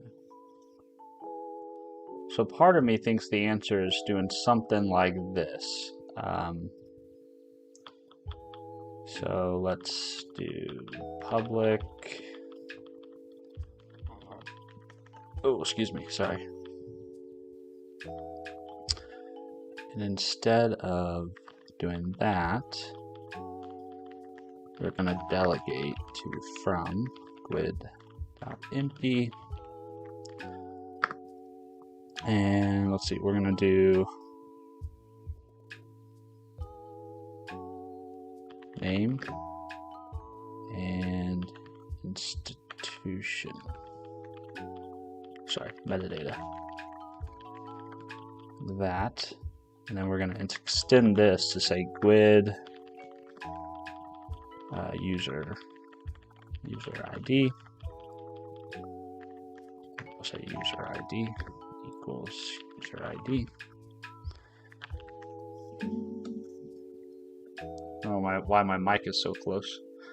There we go. What is the sealed keyword? The sealed keyword is just a way to tell the outside world that you're not supposed to derive another class from this.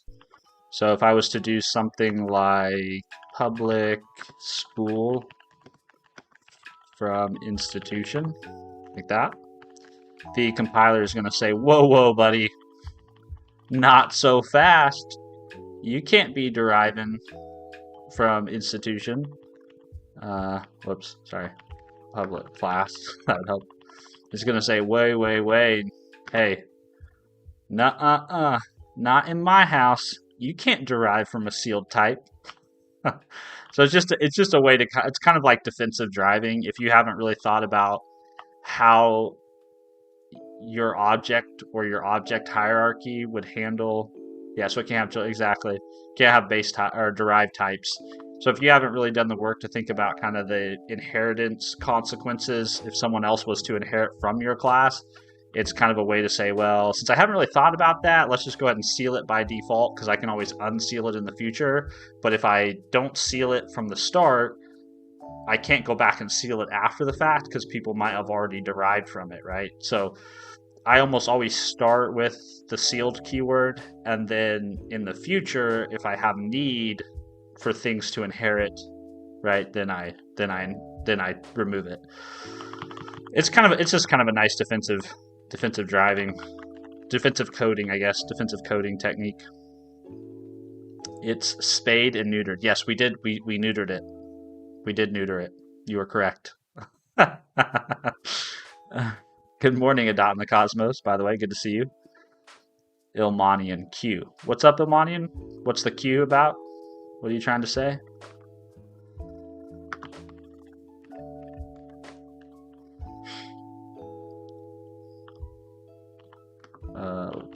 institution builder. Okay, so now what we're going to do is we are going to say, since we know we're building an institution,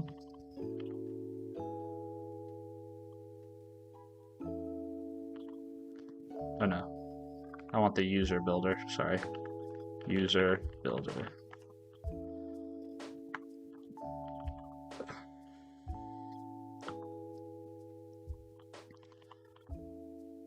With institution, yeah, with institution. So what we can do is we can say, oh, well, this, yeah. See, this is where it's kind of complicated. Like, where do we...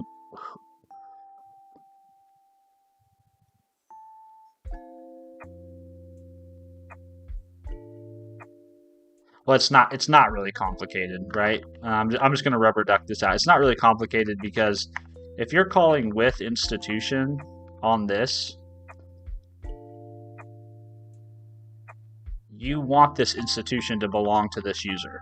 There's not really a reason to set an institution with a different user ID, which makes it completely okay for me to do this. Where we create the institution, and then we're going to say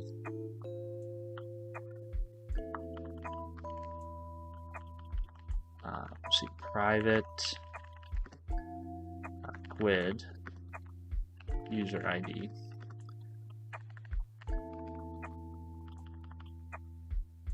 We'll say public institution builder with user ID.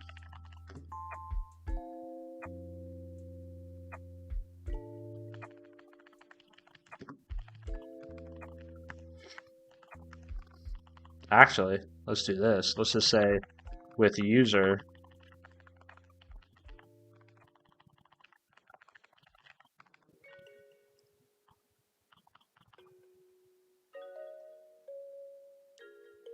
Did we just become best friends? Thank you very much for the sub. I don't know how to say your name, but thank you. Appreciate it. Oh, did not main queue mix. No worries, dude. D, how's your dog? My dog's good. Yeah, sorry. I forgot to update everybody on that at the beginning of the stream. So my dog had a surgery. He had a bunch of teeth removed. I think he ended up having 9 teeth removed. But he came through it okay.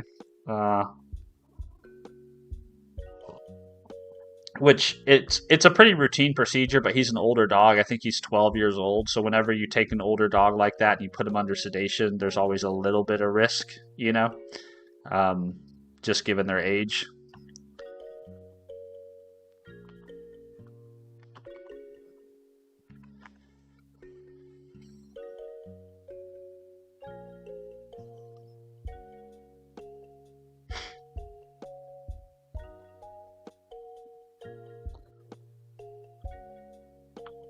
So I guess the idea here is we'd say institution builder with the user, but we don't have the user here, right? We do have the ID, but we don't have the user itself.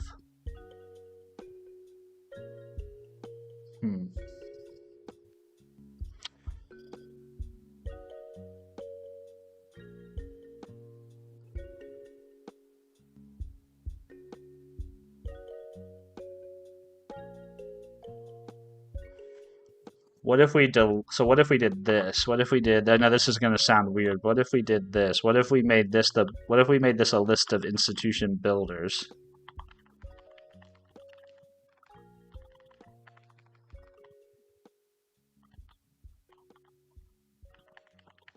I know this is getting weird here. But what if we did this where we said create the builder, invoke the builder, instead of calling build, we just add it. Right? And then whenever we build the user,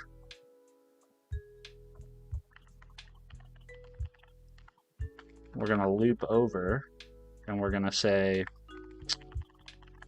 var builder in institution. So then we can say var institution. I swear I can spell that word. Institution equals builder dot with user.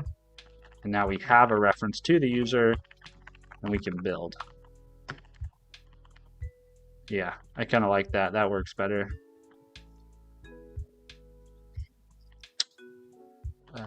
Yeah, that works good. So let's do that. And let's also call this IB.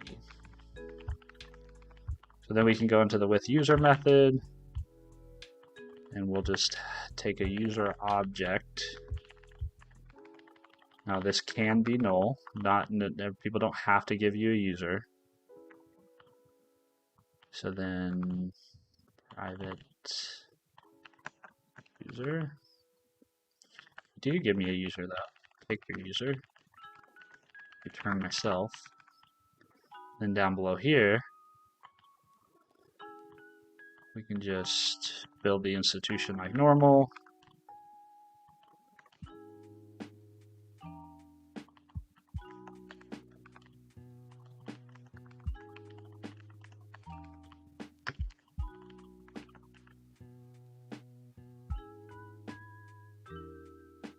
And if we have the user, then we're going to pass the user here. Yeah. Which means we did this wrong. That means, so instead of having an overload with user or ID or GUID, we're going to do this. This can be null, and it's honestly okay if it is null. Let's see. So user is set to user. And then user ID is going to be based on user.id. Otherwise, we'll just do GUID.empty.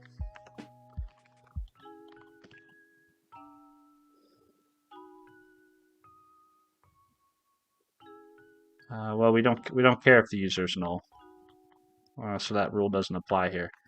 Yeah.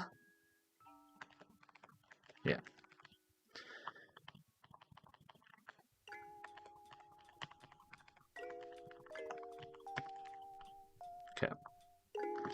So then we can go back to our builder, and now everyone's happy. So the whole point of that was so that we could then do something like this, where I mean, we can basically carry that. I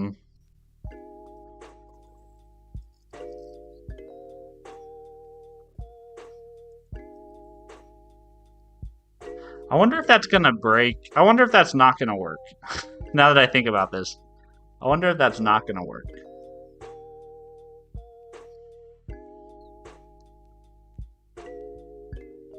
I don't know.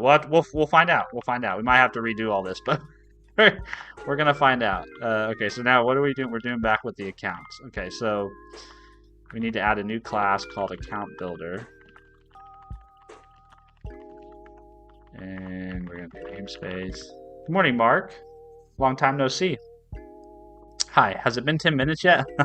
It's not a euphemism. I'm a pineapple, also standing desk rock. I was just tidying some stuff today to make room to rearrange some furniture and finally buy a standing desk for my home office. Standing desks do rock. I'm so happy I have one. Yeah, it's great. Mark, it's good to see you. D, an abstraction of an abstraction of an abstraction. Abstractions can get a little wild, out of control, but abstractions are also nice. They're what make our lives so good to live. You know, it's nice that I don't have to worry about where the meat in my fridge comes from, to some extent, right? Like, if their abstractions are a good thing, although they can be abused. Tradcoding we go. Good morning, people. Yes, we are Tradcoding.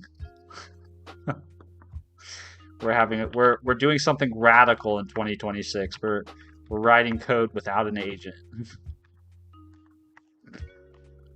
It's crazy, man. It's crazy. What is trad coding anyway? Do I have to worry about you reading homophobic Bible verses to me? No, there's no homophobicness over here. Um, no, trad coding is just a funny thing that I think it originated. I think I'll have to give credit. The first time I heard the term was from the Primogen.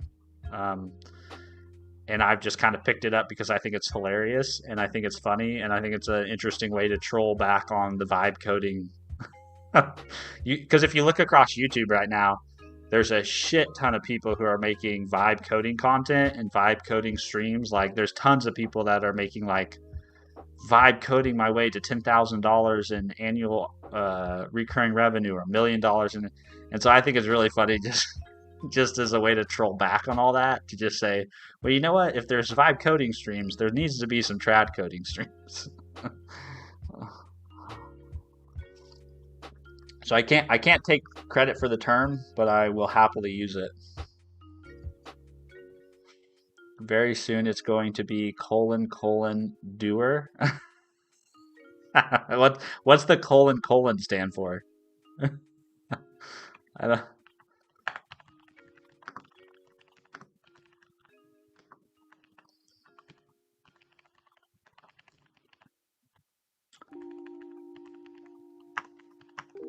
Also, I don't think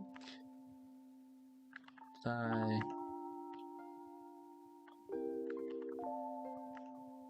Yeah, those are all sealed. Okay. Let's see, account builder. So we're gonna make this private. Account builder. This.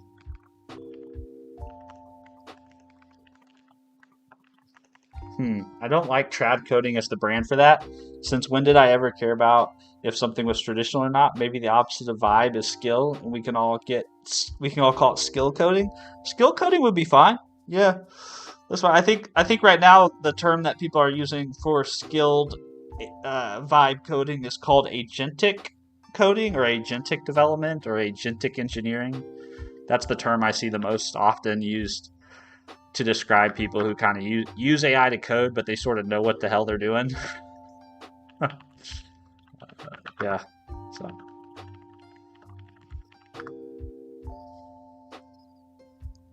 Oh, right. Skill is some agent thing. Oh, yeah. The skills, man. It's funny. Everyone was real hot on MCP, and then the skills hit, and everyone was like, nah, fuck MCP. We want skills now. Almost as bad as Elon culturally reappropriating Grok. Yeah, I mean, language is a fluid thing, you know?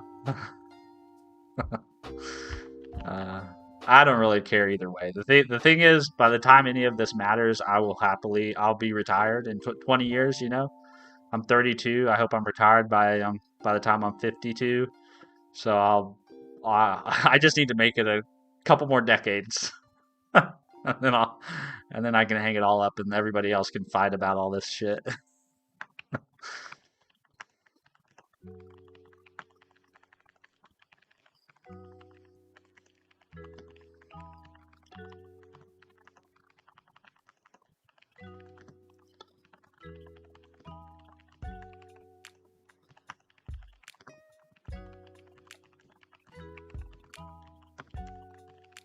Nathan, good morning, y'all. Hope all is well. I'm new here, wondering what's getting built here. Well, good morning, Nathan. Good to see you. So we've been working on this project for the last few weeks, for most of the month of February. The actual project is let's see if I can actually build and run it. The actual project is basically a financial app, a personal finance app. So the idea is basically let me remove some of this code so the stuff will build.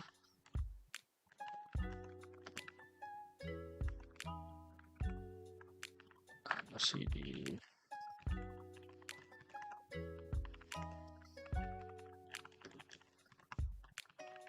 Let's see, Aspire, run. Hopefully this will build. The idea behind the application, though, is basically like a single pane of glass for me to see all my financial information and track my balances over time, so I can track my net worth over time, and then also a place to categorize my transactions. And it's just for me. It's not. I'm not building it for anybody else. I'm just building it for me and my wife. Uh, that's what we're building. But what we're working on today is we're working on some infrastructure code for my test suite. Um, so we've just been hacking away at that all morning. See if I can actually. The application itself is not anything to write home about yet. It still needs a lot of work on the UI, but the back end logic all works, which is nice. Whoops.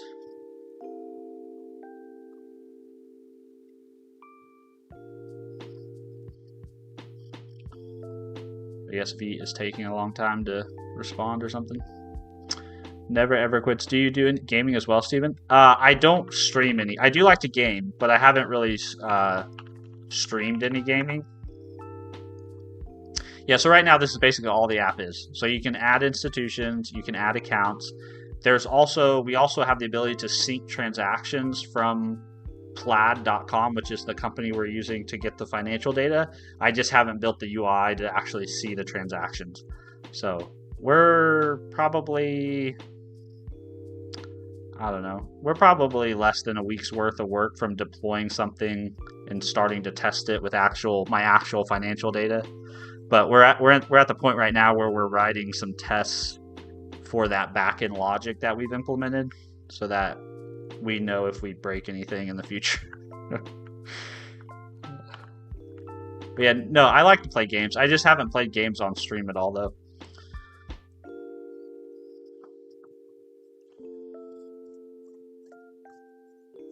It's happening next week. What's happening next week, James? Sorry, I missed that. I'm definitely keeping my eye on exiting this dang profession more than I used to last year or so. Oh yeah, if the whole software engineering thing just becomes a job that requires you talking to a large language model all day, then I will probably be. I mean, I'll happily do that work until I can find whatever the next thing is, but I will probably start thinking about other careers. This is already like the third or fourth time that I've changed careers, so I'm not really that brokenhearted about it. I'll be sad because I've really enjoyed working in tech and being able to write code for a living, but yeah, I won't. It is what it is, the world changes.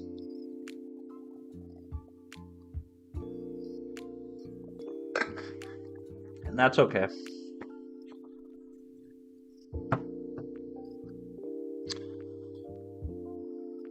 I'm so tired of colleagues offloading all their critical thinking skills to fancy autocomplete.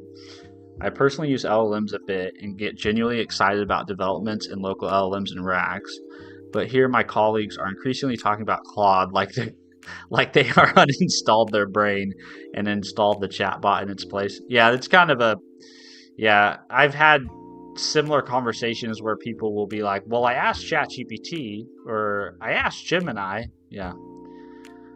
And unfortunately, I don't think that way leads to good things, right?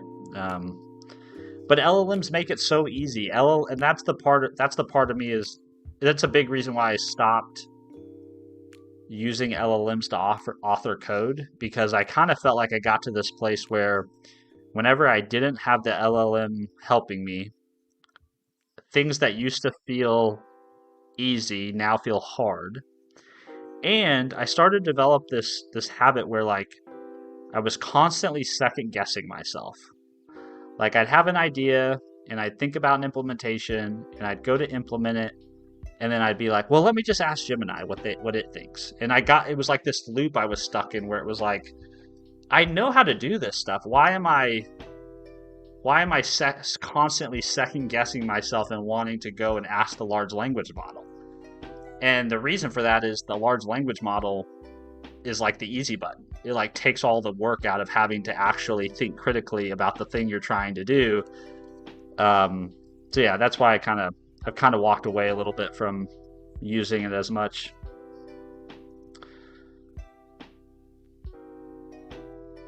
Asking LLMs to find documentation, pretty hype, honestly. Asking LLMs for solutions to complicated problems, dude, what are you doing? Yeah, I agree.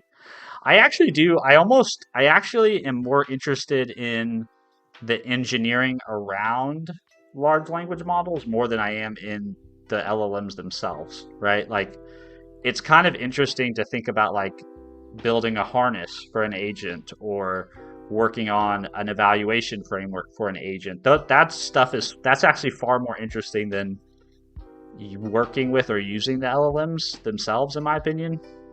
So I guess there could be a world where my next 5 or 10 years or whatever, if I want to remain in engineering or in technology, is maybe I work more on like the infrastructure side of large language models and agents. But like, I don't want to just be a crud monkey who uses Claude all day to do stuff. That I'm not interested in.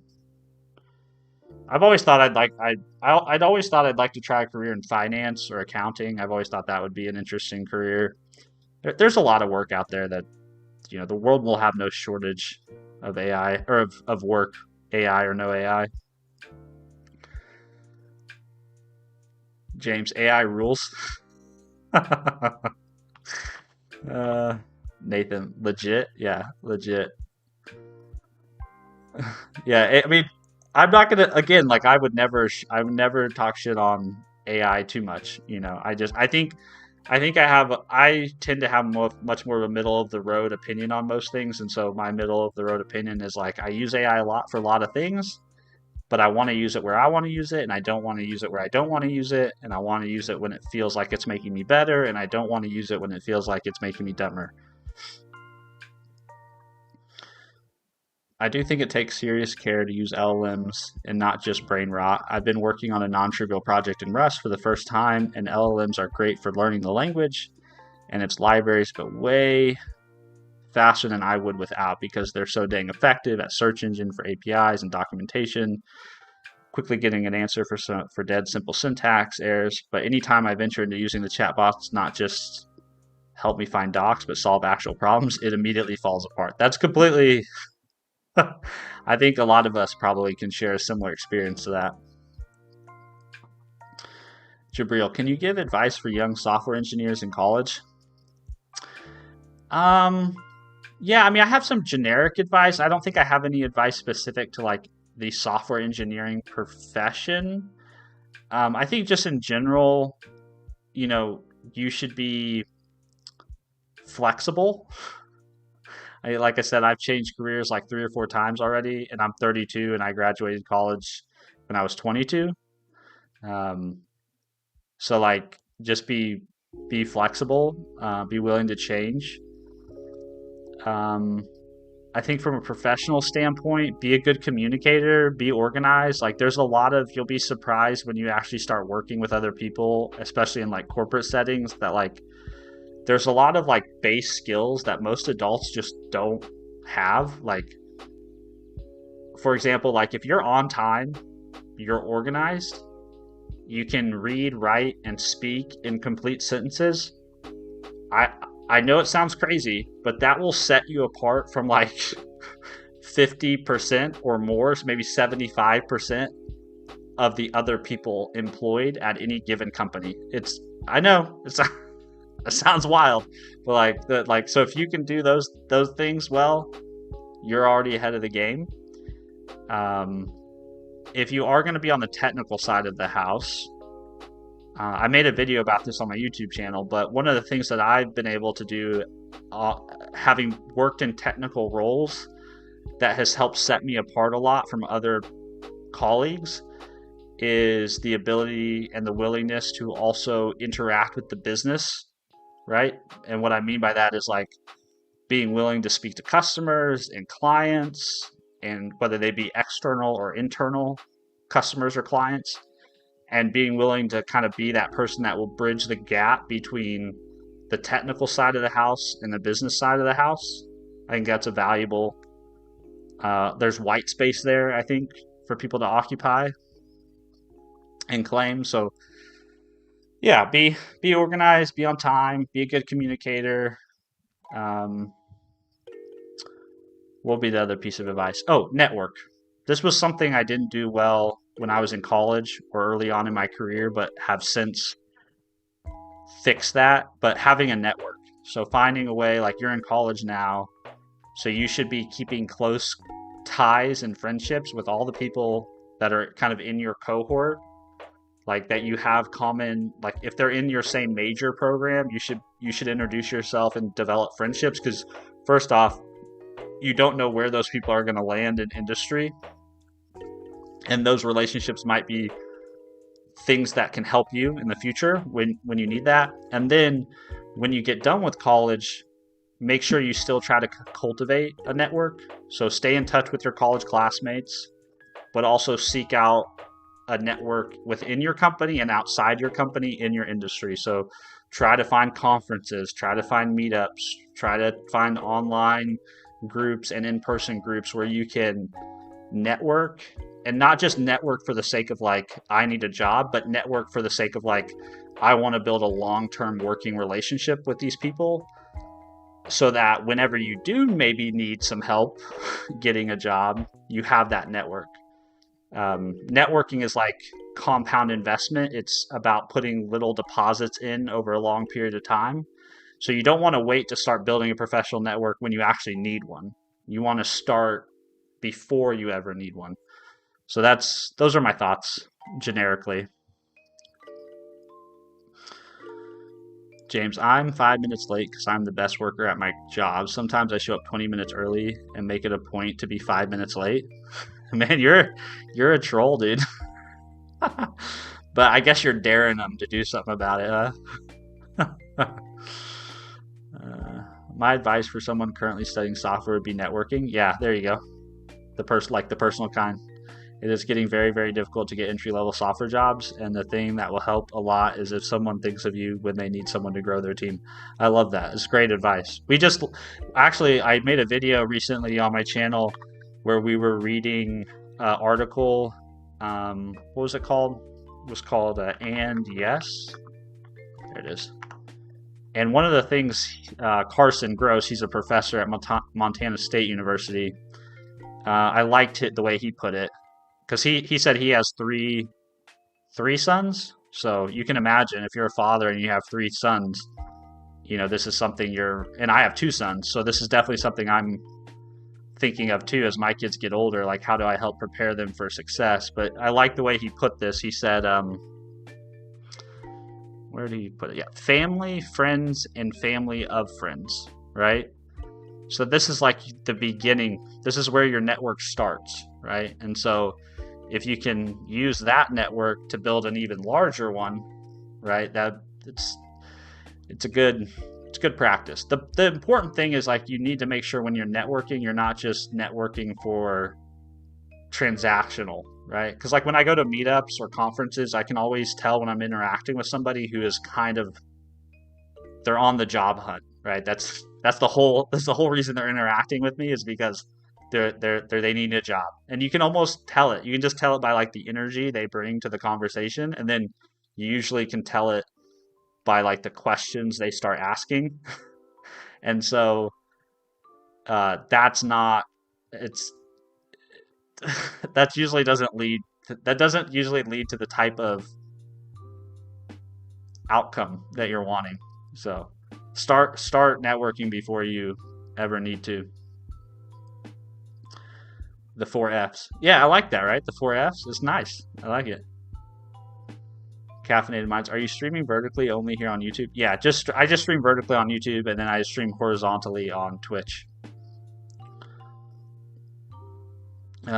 Thank you. What about self-studies outside normal college classes, web dev or AI or app dev? I think you should I think outside of normal college, I would encourage you to pursue the thing that lights you up. So whatever you're the most curious about, whatever the thing you're most passionate about, like pour that self-study time into those things, right? That would be my advice. And build actual stuff, like build real things. Build things that you're passionate about, and then tell other people about them. That's probably what I would do with my self-study time if I was in college. James, poverty rules. I think we talked about this the other day. James. Maybe first world poverty rule, but like, yeah, I think there's a lot of people around the world who would disagree with you there. In evolutionary psychology, the four F's refer to the four basic and most primal drives, motivations, or instincts that animals, including humans, are evolutionarily adapted to have, follow, and achieve. Fighting, fleeing, feeding, fucking. Usually the profane word fucking is humorously implied, but replaced with a politer synonym like mating. Yeah, I mean, you're not wrong. um, yeah, you're not wrong there.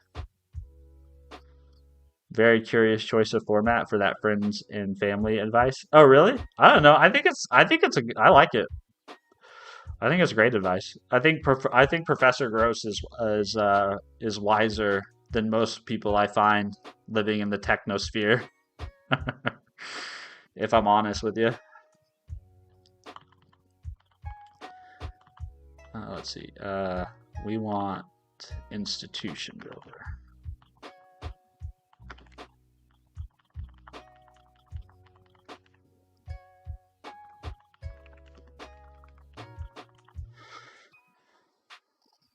Right, but referring to friends, family, and friends of family as the four Fs or whatever it was. Oh, yeah, I don't know. I don't think if you said the four Fs, the vast majority of human beings on planet Earth, they would immediately be like, "Oh yeah, fighting, fleeing, feeding, and fucking. That's what you're talking about." I don't think that's I think the most majority of people would be like, what are you referring to? The four Fs. Like I don't think the evolutionary psychology has claim to the four Fs as a thing, in my opinion.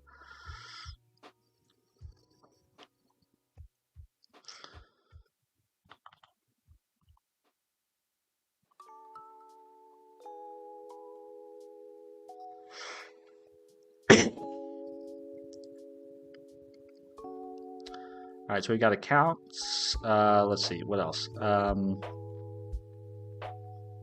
Oh, we need to add the build. So let's go back to our test here. Let's grab all this stuff. Let's do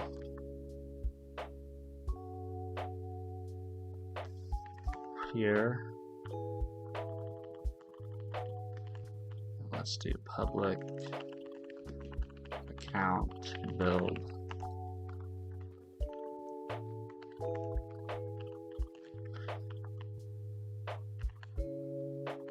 Return some account. So this is name. This is actually pretty similar to the institution.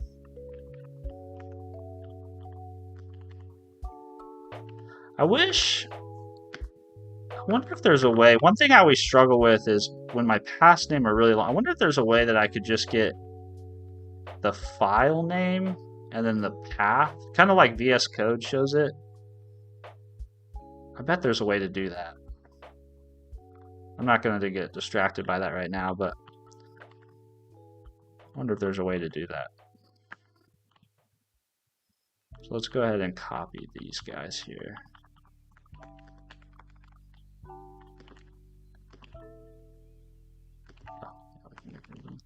So we really need this.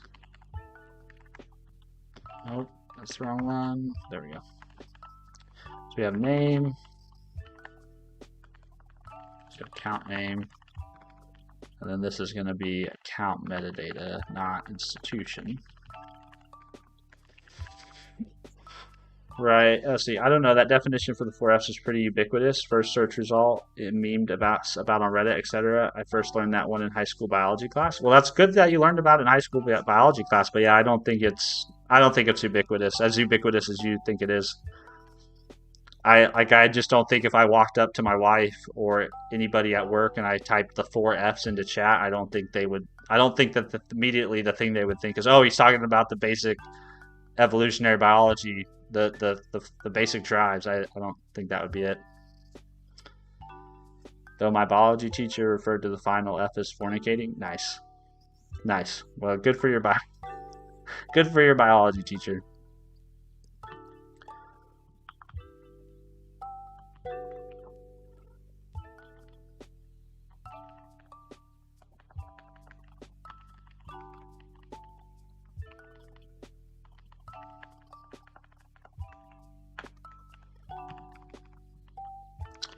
All right, then we need to do a similar thing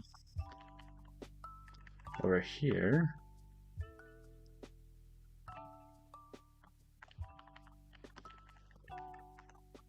Oh my goodness.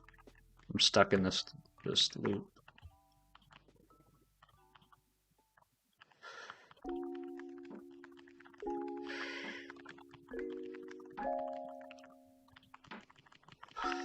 Told you public account builder with metadata.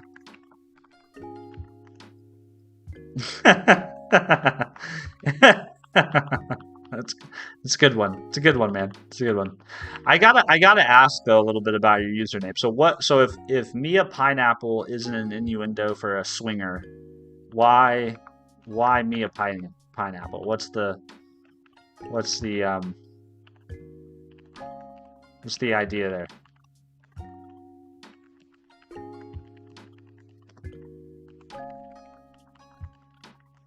Because to me it seems like a subtle way to troll people or troll folks.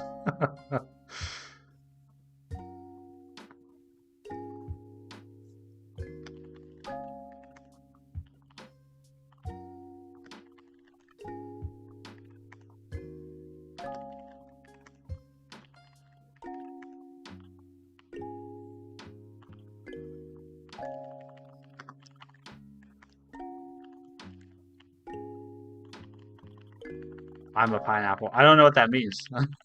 I don't understand. Yo no hablo entiendo. How do you say?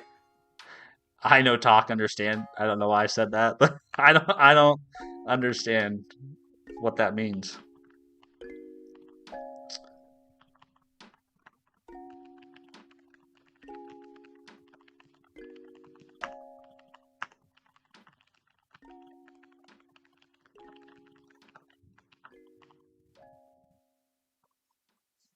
Oh, it's already 7? Dang.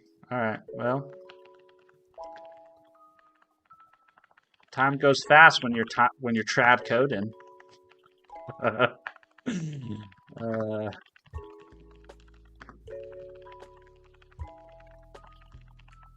spiky, stabby on the outside, acidic on the inside. No, I know that.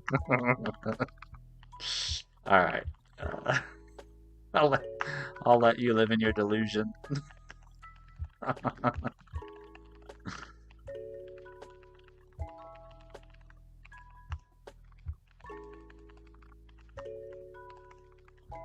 There's somebody that it's funny. You act like you never met a pineapple before, yeah. There's funny. There's a person that hangs out in my chats on YouTube that is convinced they're an AI. I mean, to each his own. I don't understand this desire to pretend to be something that you're not, but if that's what if that's what gets you going, who am I to judge?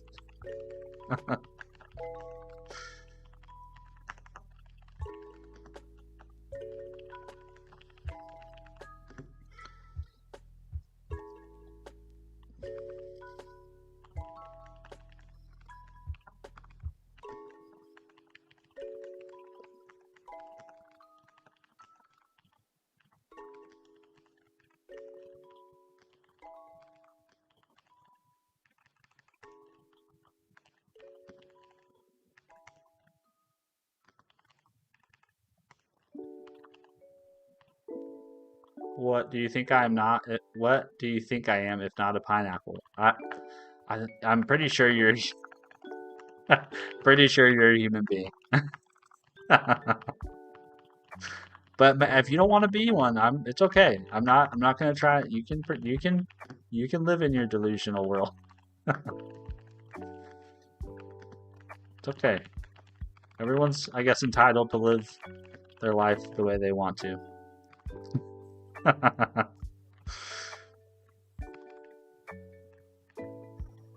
Let's see. Plaid count name, I think is what this is called.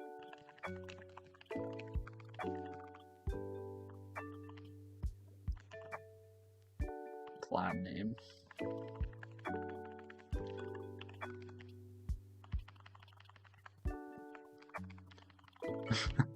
No offense taken. No offense taken. I understand.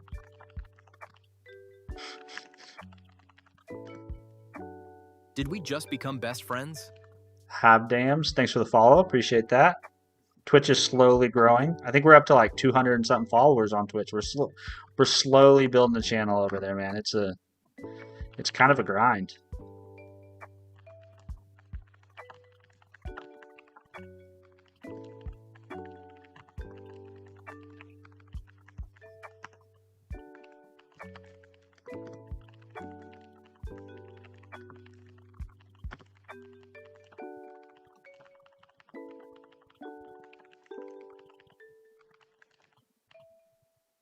With my name.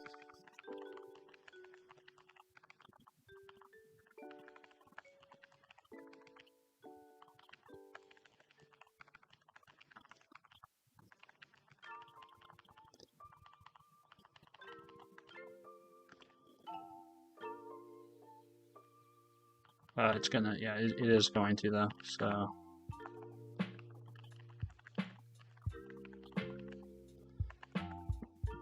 underscore applied.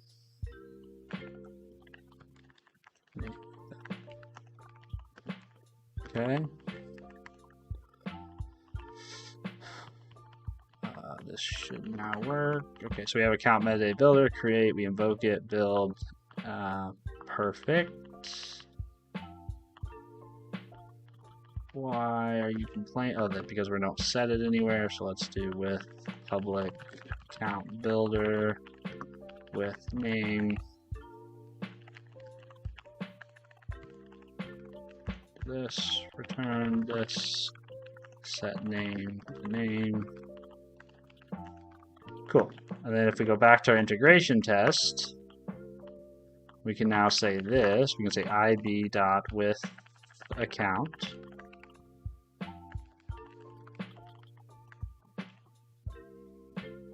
There's no argument that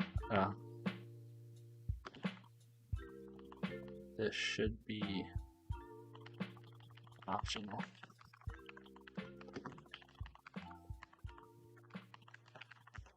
Or should it be optional? Because I need to have them. Oh yeah, it should be optional because we're on the institution builder, so it should be optional. So now we can say with account, then we can say static account builder. We can do the same thing here where we say, whoops, ab dot with metadata. And this needs to also be optional. Set this to null.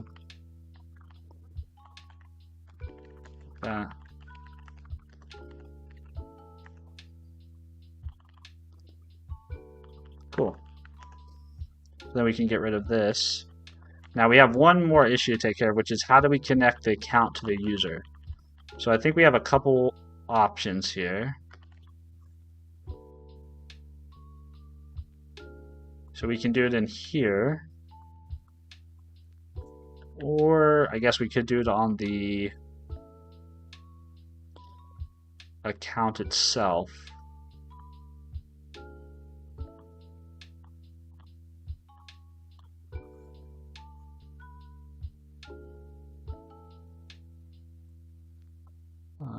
So if an account is connected to this institution, it should be theoretically, it should be connected to the same user, right? So at this point, the accounts are already built. So I wonder if this is another example where we should defer the building to here, maybe? Kind of like we did on the user record.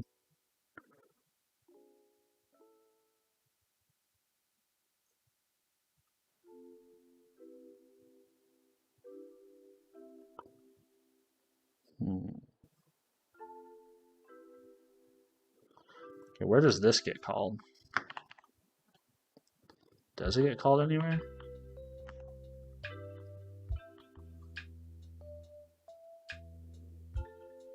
With user. So this is kind of half or doesn't it? The way I'm approaching this is it really doesn't matter.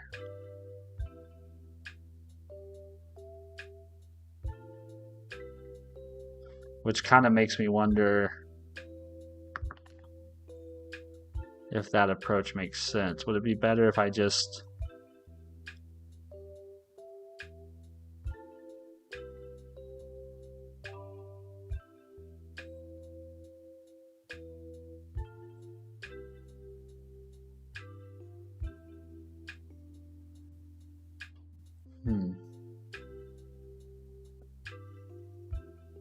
Yeah, I don't know. Maybe, okay. Yeah, I think that's fine.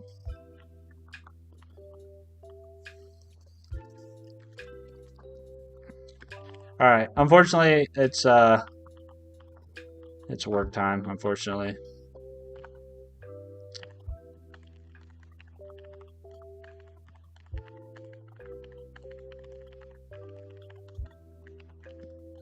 Web on builder APIs for test data.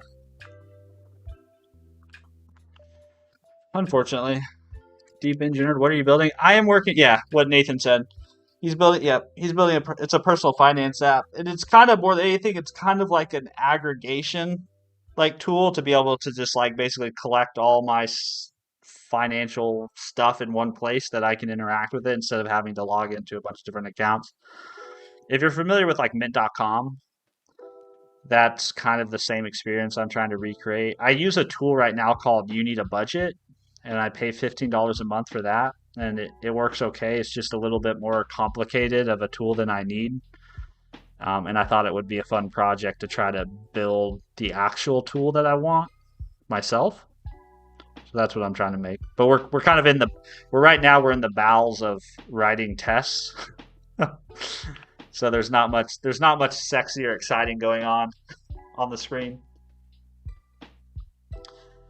Nathan, limitations inspire innovation. That's true. Constraints are really, really powerful for generating creativity. Somebody the other day said something about that on one of my YouTube videos. They left a comment about that. How forcing constraints on yourself is a good way to come up with new, interesting ideas.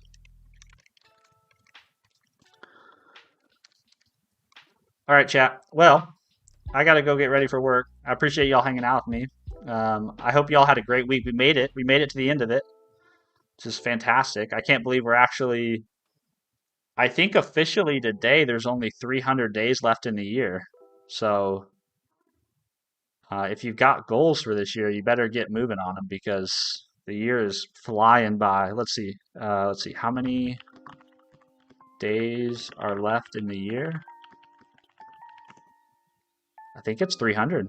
Yeah, after today, 300 days. So what is that? That's already 60, let's say 65 divided by 365. So already almost 20% of the year is gone, if you can believe that. So almost 20% of the year is already over. It's crazy how fast that goes. Kind of nuts. All I know is I'm making progress, okay? Slow but steady, I'm making progress.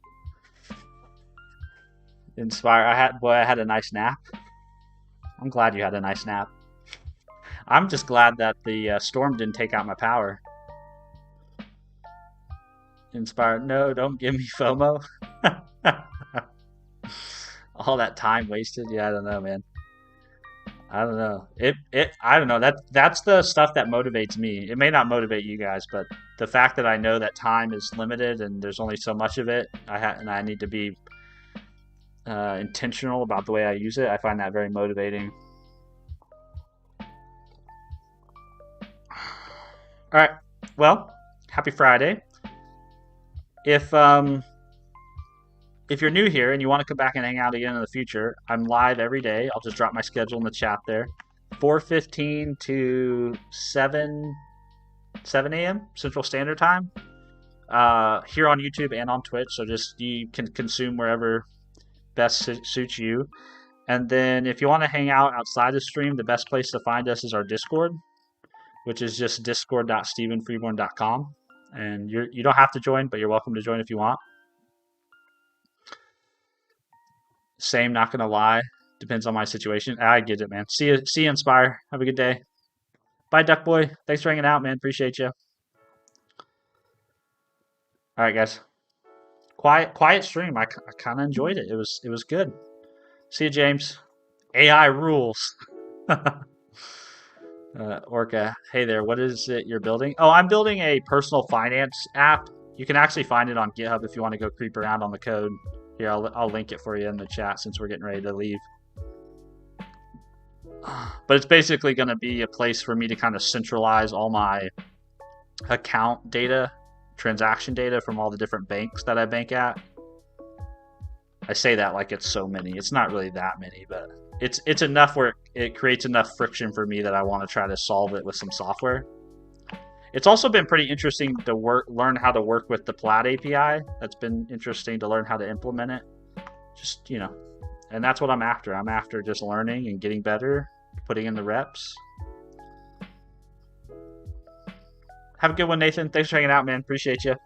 All right, guys. Have a great day. Have a wonderful Friday. If I don't see you tomorrow morning, I hope you have a great weekend. Otherwise, I'll look forward to seeing you tomorrow. All right. Bye, chat. Bye. Bye. See you guys. Have a good day.